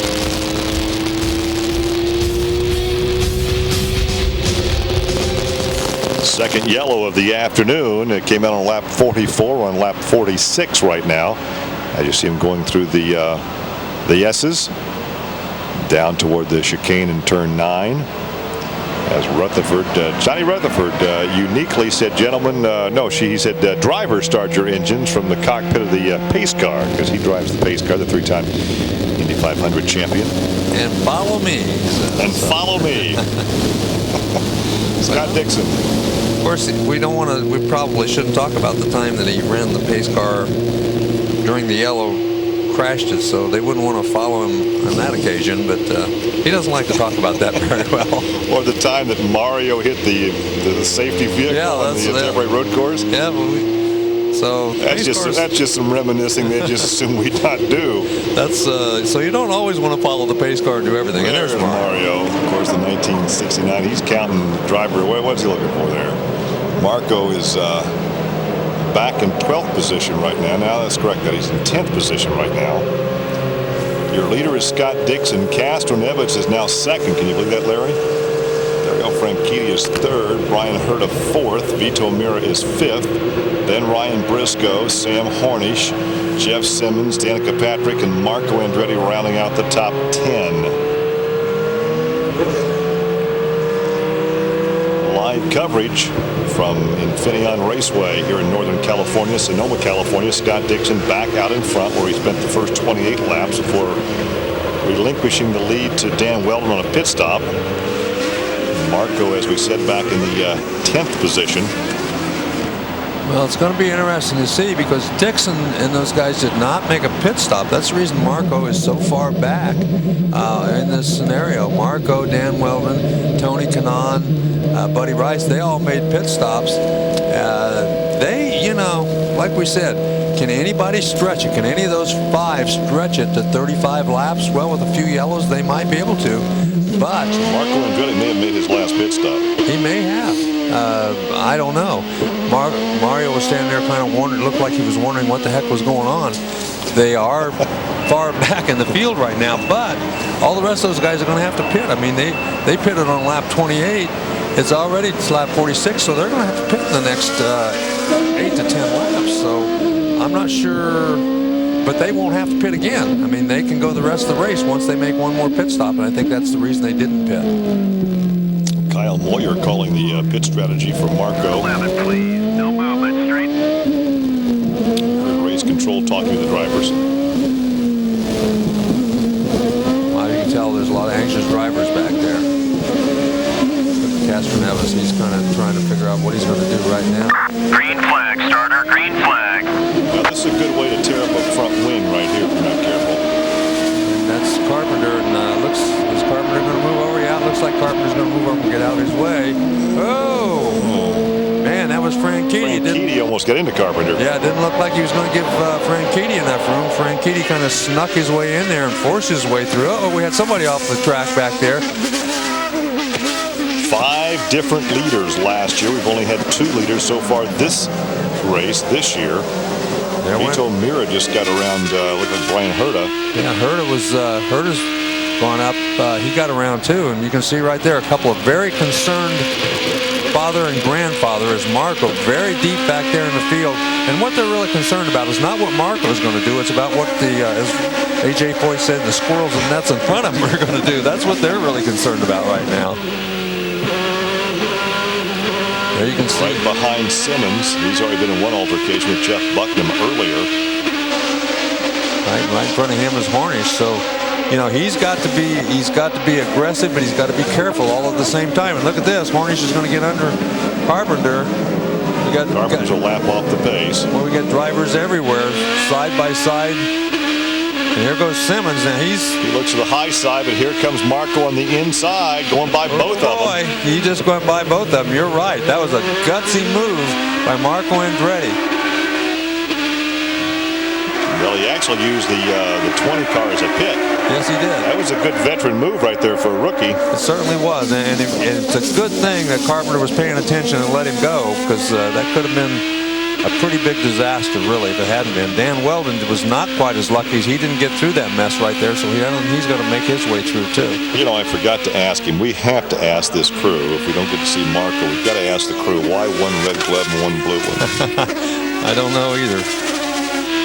Right now, Marco has moved up several positions up to the 8th place, which really that's all you can hope for on a restart like that. With that many cars in front of you and that big of a jumbled mess to get through that many. And you can tell Michael, he's nervous as heck because he knows what can happen when you got all those cars in front of you. I think. Well, a couple more yellow flag laps, and they're going to be in position to go the distance without another pit stop for Marco. Well, Weldon could go the distance. Kanaan could go the distance. And so could Buddy Rice, as well as Scott Sharp. And Scott Sharp's will lap off the pace now. Well, the other thing that can happen is if they decide to make a pit stop, all they've got to do is make a splash and go, oh, it looks like Simmons got off course, and let several guys get by him as he had some problems back there. But he only has to have a splash and go in order to make it the next time. So that also will help him. So there's several different scenarios that could play out into Marco's advantage right now. Well, the caution coming out on the racetrack. Here's a replay. Oops. A little contact there, and that's why Simmons went off course. Yeah, it looked like he had some contact. And there was also some debris on the racetrack. So this is the yellow that Marco may need to make it to the distance. Well, and that looks like Weldon, so that's not a good thing for Dan Weldon, as Simmons didn't give him room. We'll see if it was a piece off of Weldon's car. And see, that's the kind of thing. That was where patience on Dan Weldon's part might have cost him. The yellow flag will come out, but he's going to have to go in now and at least take a look. It looks like that wing might be, yeah, it looks like he might be rubbing the wing on that tire. Maybe not. Well, he will make the pit stop under yellow. Let's take a look there. No rub there. That didn't look like there was much going on there, but we'll see now. Now, anybody who makes a pit stop at this point might be able to squeak out the distance. Probably would. If they turn the fuel down just a little bit, they could squeak it out. So we'll see if anybody takes advantage and goes in now. I've got to believe. See, Scott Dixon didn't pit the last time. He's almost got to go in and pit this time, no matter what.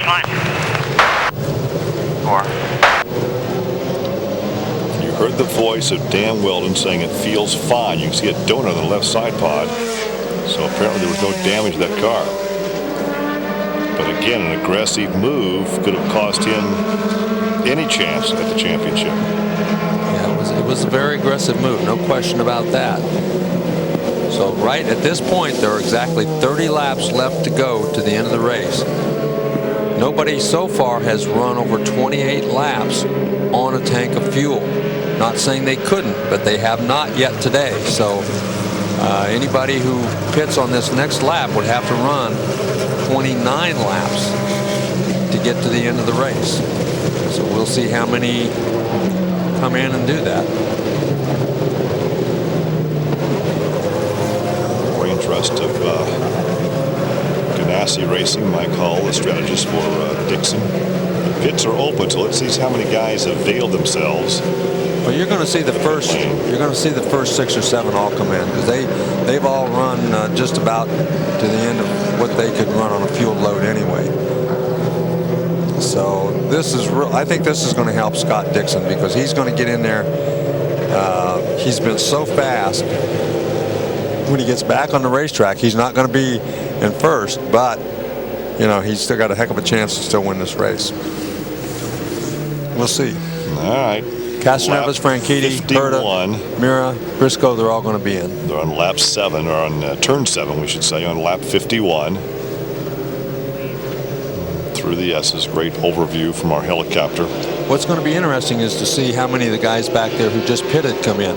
I think you're going to see Marco come in and take just a splash of fuel. I don't think he can take the chance of running 32 laps or whatever. But all he's got to do is take a splash of fuel. He doesn't have to get much. He should be able to get out in the lead. He should beat these guys out. Yeah, he should beat them all out, which would give him a chance to win this race. So remember, it's this lap 10.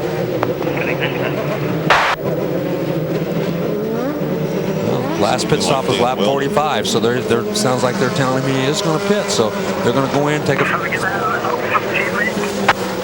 Wow, this is going to be a very important pit stop. And virtually all the front half of the field will be coming in this time. Stop here like the last time. Well, Marco stayed out. He did, didn't he? Well, this could be. Both Penske drivers are in. That's a huge gamble. Gonna concentrate on Rick now. Weldon did come in. Air jack died, air jack. Air jack died, the air jack died. Got it. Boy. Oh, that was costly. Boy, it just doesn't take much in this game for something to go bad. Wow.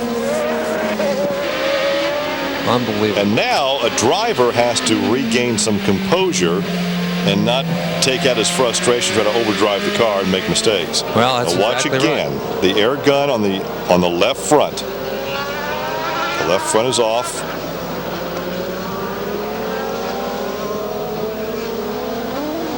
It didn't get up in the air. Now then they're lifting it up to where they can get it on. It was the air line. It wasn't the air gun. It was the pneumatic jacks. Yeah, the jack on the left front didn't go up. All the rest of them went up except the one on the left front.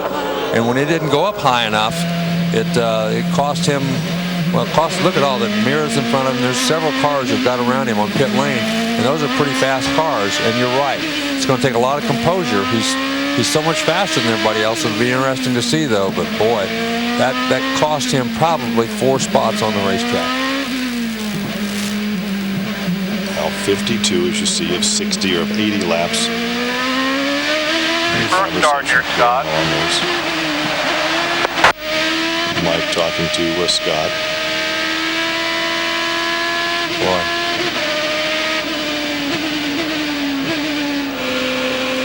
Marco Andretti is now being shown as the leader, our third leader of the afternoon.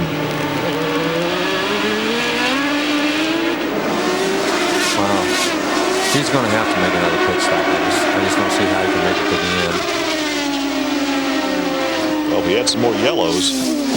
You don't know. Hornish is coming in. Hornish is going to try to make this pit stop, go back out and make it to the end. Evidently, they don't think anybody else can make it to the end. So Hornish is going to come in, make his pit stop, and hope everybody else has to pit under the green. This is why the captain wins. He's going to take a chance that this will help them get a better finishing position at the end. So.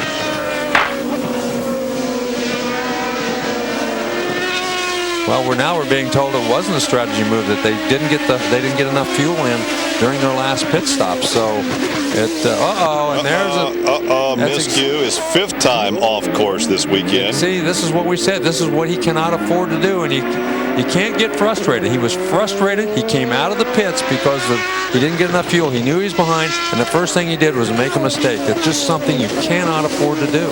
Okay, let's sort through the field now. It's Andretti, Kanaan, Patrick, then Rice. Here's a replay of what just happened to Hornish. Yeah, he just got in there right out of the pits, got a little hot. You can see he got on the brakes a little hard.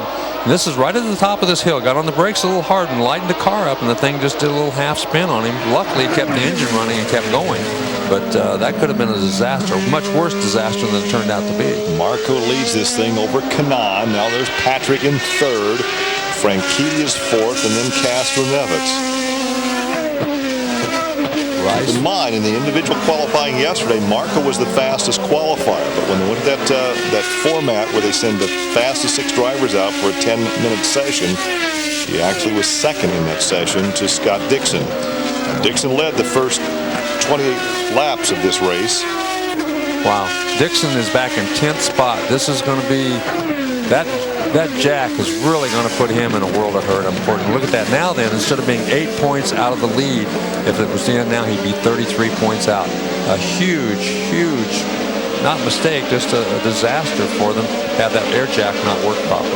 Right now, he'd get 3 bonus points for leading the most laps. But right now, with 53 laps complete, Marco leading Tony Kanaan, Danica Patrick, Dario Franchitti, and Elio Castro-Neves. Weldon is back in 7th position, and his teammate Dixon back in 10th as we're working on lap 54.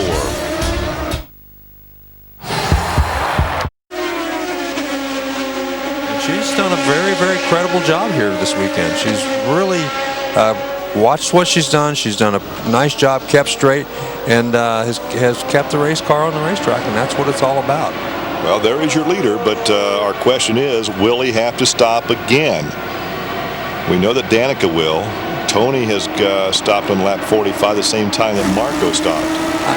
I think that Marco and Kanaan and Patrick. We know Patrick will. Yeah, I think they're all going to have to stop again. 35 laps, even with yellow flags. So Dario Franchitti will not have to stop. He went 51 on lap 51. That's 29 laps. That's 29 laps. Again, the most we've seen anybody run so far is 28 laps. If they can turn the fuel down, get a little better fuel mileage, they should be able to run 29 laps. So, well, if the top 4 have to stop, your race is going to be, the win will be between Franchitti, Castro-Neves, and Weldon. Yep, that could very well be the scenario. And look at this. Look at Dixon. So frustrated right now. Wanting so badly to make a pass. He's being held up. You can see how badly he's being held up. But at the same time, knowing that any miscue, sticking his nose in there where he shouldn't be. He's out of the championship chase. Yeah, he's out. He's toast. So he's really got some mixed emotions right now.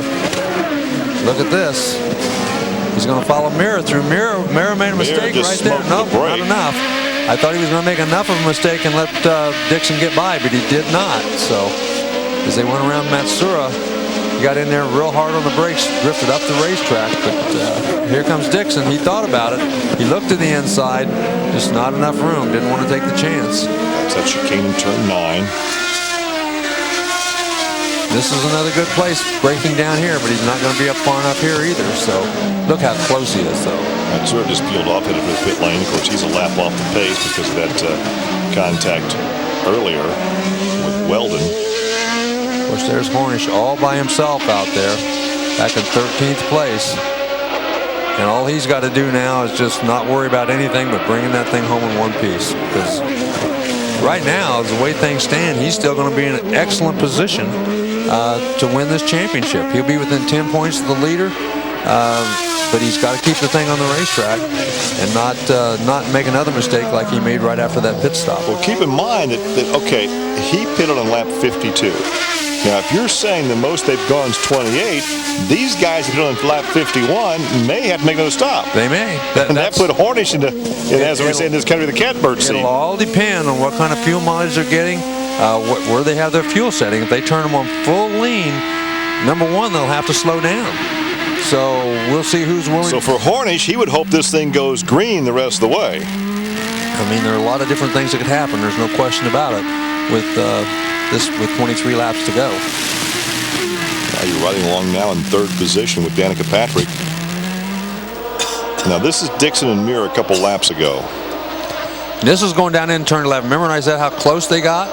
Well, they got that close. You're going to see a little smoke coming off as he just really stuck his nose up under there, trying to make something happen. Look at the gap that he's lost. Yep. Well, So this was a case where Dixon was going to have to win this race and lead the most laps to get the 3 bonus points to really put himself back into a realistic shot at the championship. He's led the most laps. He's led now some 41 of our 58 laps, but he's not in any position to win this race now. Well, it's got to be, I mean, he's been the class of the field all weekend long, and now to have himself back in 10th spot because of mechanical failure really has got to be a frustrating situation for him. Back on the shift cam, you see the downshifting, just the palm of the hand downshifting through turn 7. I'll start upshifting again through the S's. And now you see some heavy downshifting as they head for that turn 9 chicane. There's the downshift. Now grab that gear shift and go back up through the gears. Yep. Up 2, up 3. Now down 1, 2, 3, down to first gear. Ooh, look at this again. Gets his nose right up under Mira. Start grabbing those gears. You just can't get any closer to him than that, but never did touch him. He's just so much quicker, but just no place to get around him. Well, right now the lead between first and second, Tony Kanaan has gotten around Danica Patrick. So Patrick was back in third anyway. Kanaan now is 4.7 seconds behind Marco, and Danica is 5.3 seconds back. Dario Franchitti is fourth, and he is 5.9 seconds back. But the question is, can these guys and the one gal go the distance without making one more pit stop? Well, it's going to be an interesting race from here on out, no question about it. Scott Dixon, even though he's running a half a second quicker than anybody else on the racetrack, once he's mired back here in traffic, and I'm sure he's wondering too. You can see he's not all that far out of he's like 11 and a half seconds back right now. But it's still a long way on the racetrack and a lot of cars he's got to get around to get back up. It's not the distance, it's all the cars between first and his position, which is now 9th. You can see Franchitti, he seems to be a little bit faster than Danica, but he can't get around her either. Danica's doing a nice job just keeping the race car, and she actually gained a lot on Franchitti, or on Kanaan, out of that last corner, out of 11 up into the top of the course. See how far uphill they go here?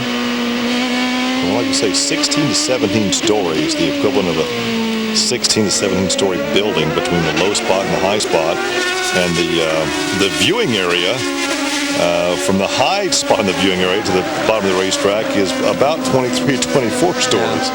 Yeah, just a panoramic, spectacular view from the top side. From turn 2 to turn 6, there's a huge elevation difference. From turn 1, I should say, 1 up to 2, you go up about 10 stories, and then by the time you get down here to they're in 7 now, you've gone back down those same 10 or 12 stories down into almost.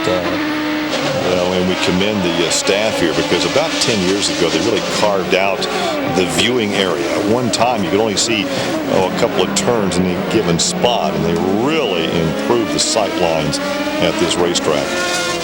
There you go on board the nose cam of Marco, who continues to lead this thing by over 5 seconds over his teammate Tony Kanaan. Danica Patrick would be third, with Franchitti and Castroneves rounding out the top 5.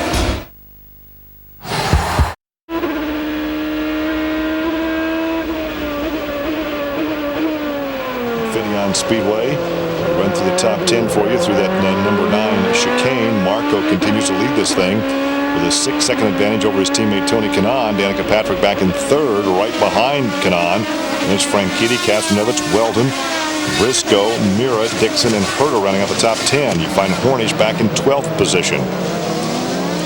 Yeah, and the more I watch this play out, the more I think that this might become a timed race. And if it does become a timed race, then Marco Andretti and the guy to beat. They've really played their strategy well.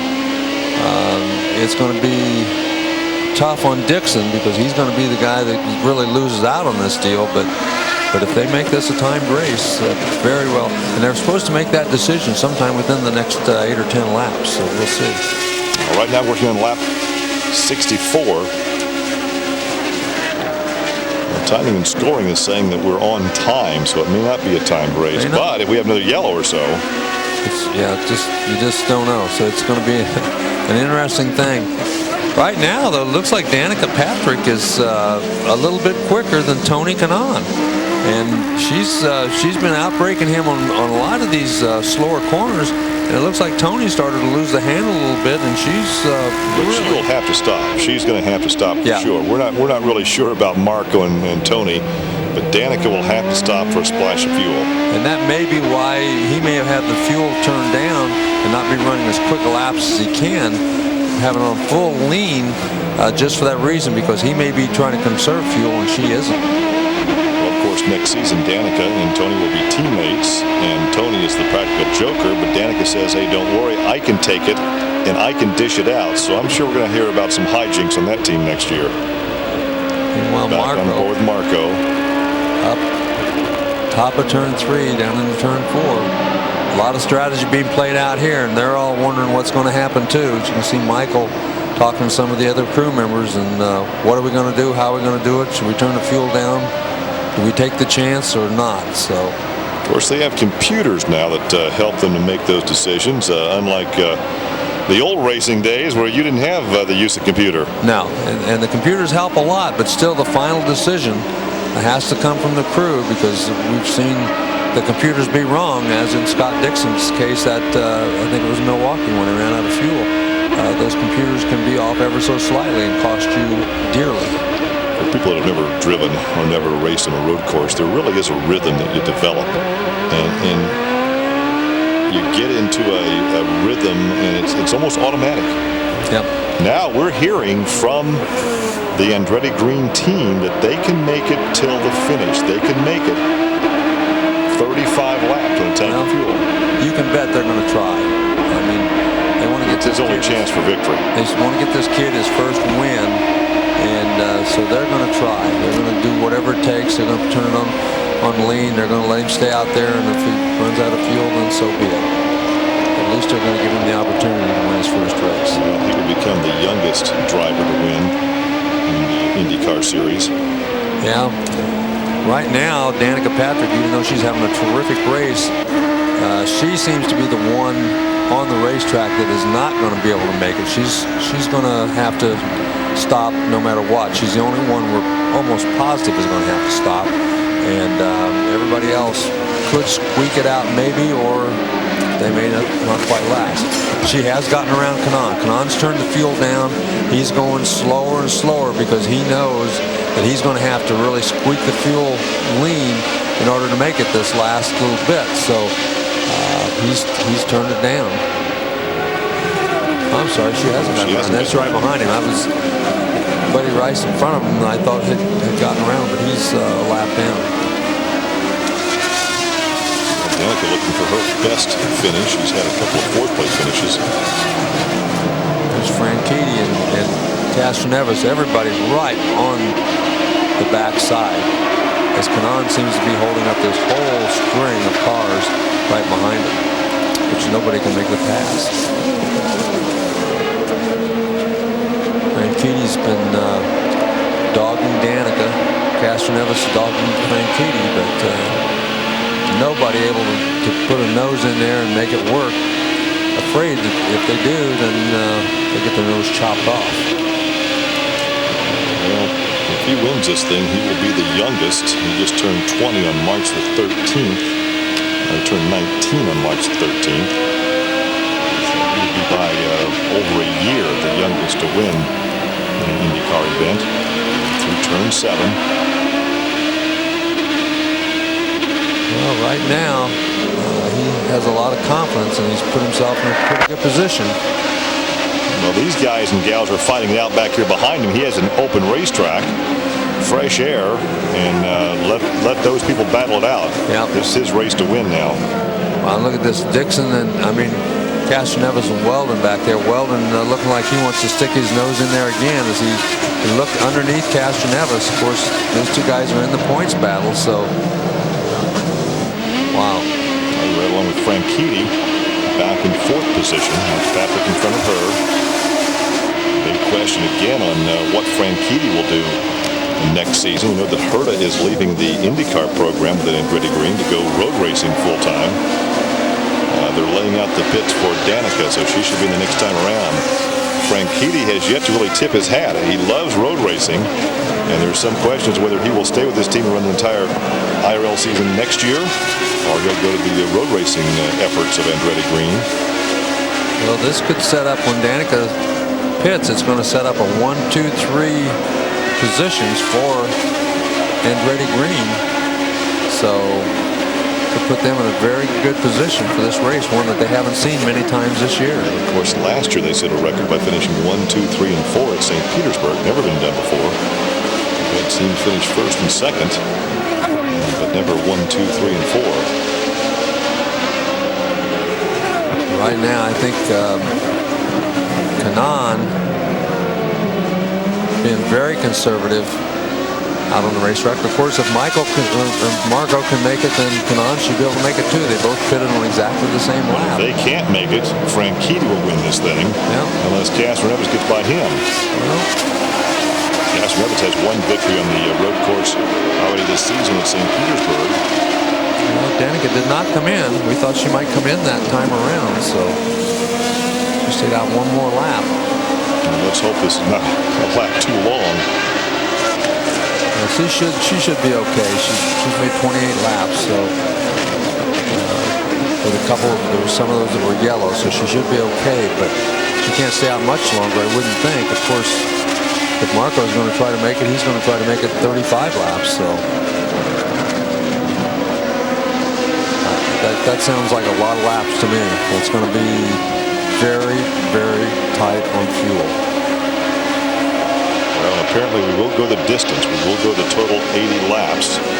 This will not be a timed event unless for some reason we had a lengthy yellow. You see the marbles on the racetrack there as they negotiate that winner.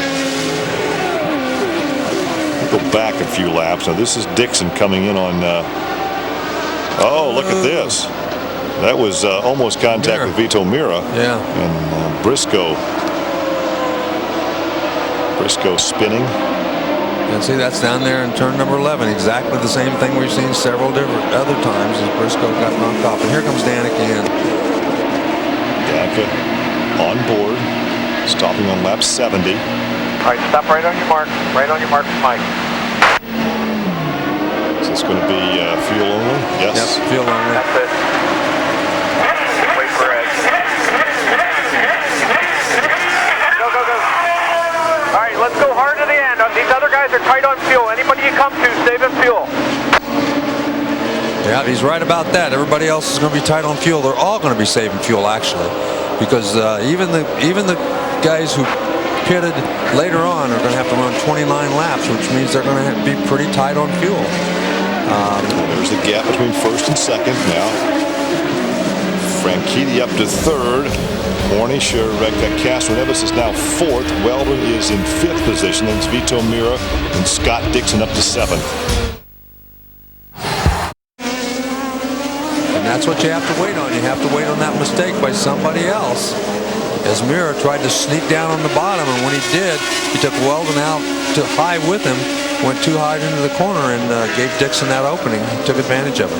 Well, now this was a couple laps ago when Franchitti went by his teammate, and he starts to pull away now. That's Franchitti behind Kanaan through the carousel up toward turn 7. Now watch this move to the inside. Yeah, he just gets a run into turn 7. That's one of the longest straightaways on the racetrack. He got it to the inside and made a nice, clean pass and just went on by. Now you're back on board with Franchitti, but he starts to pull away from Kanaan. Well, he's been faster all along. Kanaan is definitely on the fuel conserve mode. He's got that thing turned down. That's the reason he's not running nearly as quick as he did earlier in the day. He's got that thing turned down so that he can make it to the end. Franchitti, on the other hand, has pitted 6 laps later than he did, so he doesn't have to conserve fuel nearly as much, and he can go out there and just go for it a little more. Right now, the gap between first and second, 3.4 seconds. So let's see what Franchitti can do. He was faster the last lap than was his teammate. There's a look at Weldon. He's back in 8th position. The real question here is Dixon and how patient he can be with Castroneves right in front of him. They apparently have enough fuel to go the distance, although you still seem to have some doubts for those guys that stopped on lap 51. Well, they should be able to make it, but there's always that chance. They should be able to make it on 29 laps because there have been a couple of yellow flag laps in there, but you never know. Now here's the gap. There's Marco. And here comes Franchitti. He is closing in. A spin. And you see Herta slamming the steering wheel. He may have gotten some help. Well, he's dead out there, but he probably got, well, we'll obviously from our position, we can see what happened. This definitely helps Marco and Tony Kanaan because the yellow flag laps are going to help them conserve fuel. They may not have been able to make it before, but this should really help them make it to the end of the race. There's only 8 laps left. Time they get this cleaned up, there'll only be about 6 left. Keep in mind that Franchitti had been running laps much faster than Marco, so let's see if he can hold him off. Well, now then, the question is, can Marco turn the fuel back up? He's been running it on full lean, I'm sure, to save fuel. So he's going to have to take a chance with Franchitti right behind him and turn the fuel back up. You can see right there, Mario and Michael kind of looking at each other and wondering, you know, what should we do here? And they're going to be the ones to make the call. They'll tell him where to run the fuel setting, whether to keep it on lean or whether to turn it back up and go for it. So Franchitti and Marco, Andretti, and Tony Kanaan are the 2 guys who should be the closest on fuel. Franchitti and Castroneves and Dixon, on the other hand, should be able just to go for it right now. Now, if I were a muckraker, I would say, did they have Herta spin out and bring out the yellow to help the teammate? Well, I'm not getting in that mess. He's a good actor if it were called for because he was beating on the steering wheel. Yeah. Well, Dixon, we know Brian too well. That was not deliberate. That was an accident. But no, it does benefit his teammate. Well, there's no question. Now then, Franchitti, if you're in his position, again, you said, would you go after the boss's son? Well, we'll see. Because Franchitti definitely was quicker on the racetrack right before this yellow flag.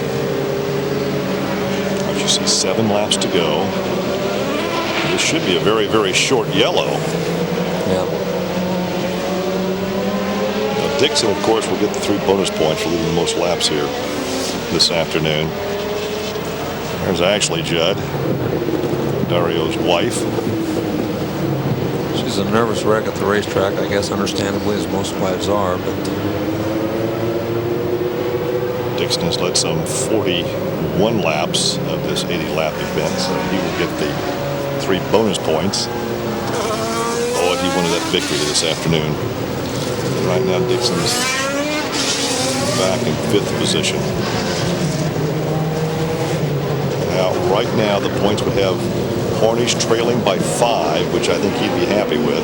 Oh, he'd be extremely happy with that. The big loser shootout basically between the Penske boys at Chicago. Yeah, Dixon is the big loser. He's the guy who stood to be right in the hunt. It looked to be a 3-way battle until that last pit stop, and he got caught back there in the back on that malfunction on the pit jack. Because he, as we saw earlier, he was going to be within 10 points of the 2 Penske cars. But I'll tell you what, as far as late lap cars are behind. Again, team's pace car will come off at 6. Dash lights will remain on until turn 9. 2-6 will have the field. We'll be coming to the line for 5 to go. Starter 5 to go with your green flag. With Hornish making the extra pit stop and doing that little half spin, for him to come out of this race and be 5 points behind, that's pretty good. He'll be extremely happy with that, believe me. He'll think he's good for him as winning the race. Exactly. Good for him as winning the race would be, because he couldn't really ask for a much better scenario coming out of this race than to be within 10 points, really, and he's going to be within 5. So unless something happens, and anything can still happen here, believe me. Once again, you heard race control. The green will come out this time. The pace car pulled off as they came off the carousel. And Dixon is in a position now where he's the fastest guy on the racetrack, has been all weekend. How aggressive does he dare be? Especially with Castroneves, the guy in front of him. If he takes himself and Castroneves out, Close up the gaps. he Slow virtually it down. hands 2-6. Close up the gaps. 11. Close up the gaps. 11. virtually hands that championship to Sam Hornish. Race control trying to slow Marco down. Marcos doesn't want to slow down. Believe me, he's not slowing down any heck with that. They want to keep up with him. They better get on the throttle. Now they bunch up. Oh, Green flag. Green flag. They've got a good start. yep. He wanted to keep the pace up, which he did. Got off the corner really well. Here comes Franchitti.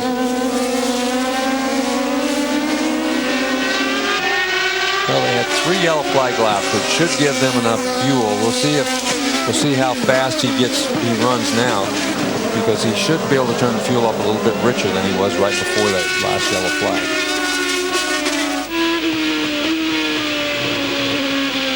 So Franchitti looking for a win this season, but he has to overhaul his teammate. And of course, Marco looking for his first win of the year. Of course, he will win the $50,000 Bombardier Rookie of the Year award at season end. He was also Rookie of the Year at the Indianapolis Motor Speedway when he almost won that thing. He certainly did. It's not over till it's over, but right now he's looking pretty much in control. And Kanaan still not as quick as he had been earlier in the day. As he falls off the pace a little bit, it looks like Marco with Franchitti behind him. Franchitti's going to be the only one to give him any kind of a challenge here, unless he has some fuel problems. And how much of a challenge do you give the boss's kid? Yeah, 4 laps to go. 4 laps to go. Well, Michael won't have any fingernails when this thing's over. Can you blame him? Maybe no fingers either.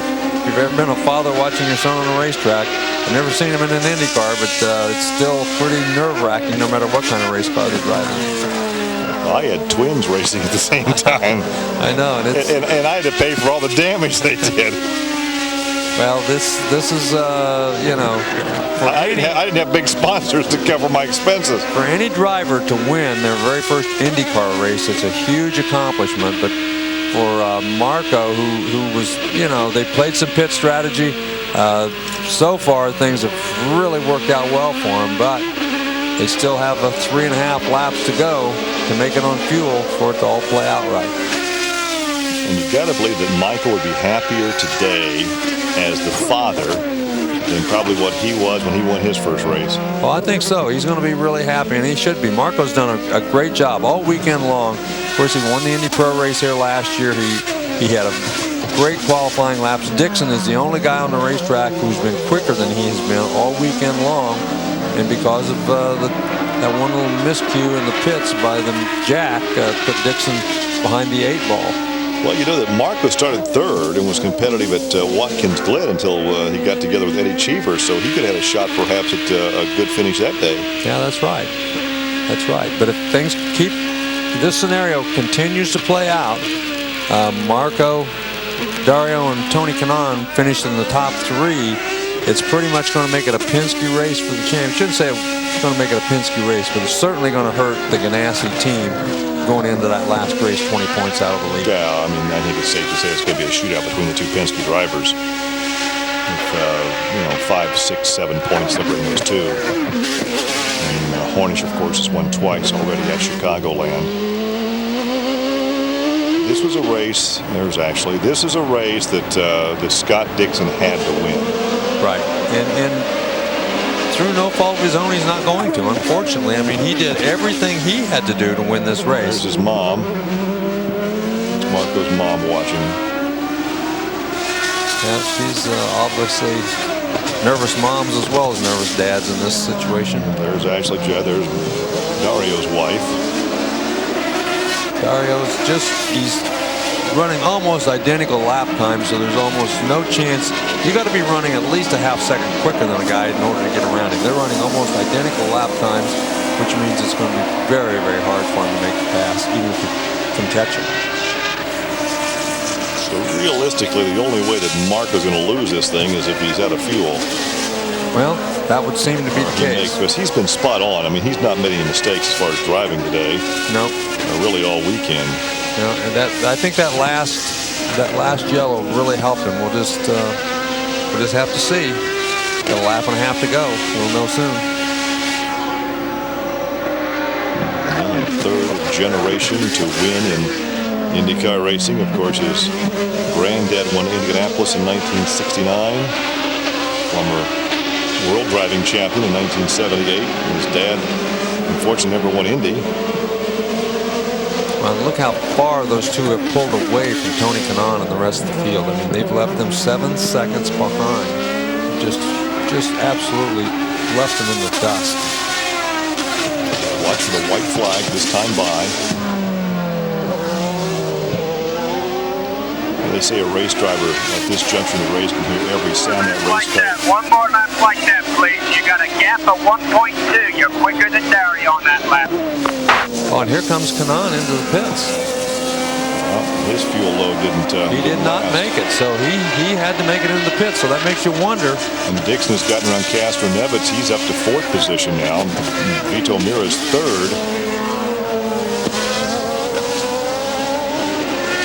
So 3rd generation of Andretti will find victory lane in about a half lap here. There's a splash and go for Kanaan. Wow, if Kanaan, he pitted on exactly the same lap, so let's see how much fuel Marco really has. Through the carousel into turn 7. We've got a half a lap to go. Yeah, they pitted on the same lap. Wow. It is nail-biting time, no matter what the computers say. Well, Michael's looking pretty confident down there in the pits. He's taking his headset off. He knows there's nothing else that he can do. Or say. So he's taking the headsets off. He's going to sit there and just kind of see if he sees him make it through that last corner. And it looks like he's going to. 19-year-old Marco Andretti is going to pick up the victory here at Infineon. Okay, great job, kid. Great job.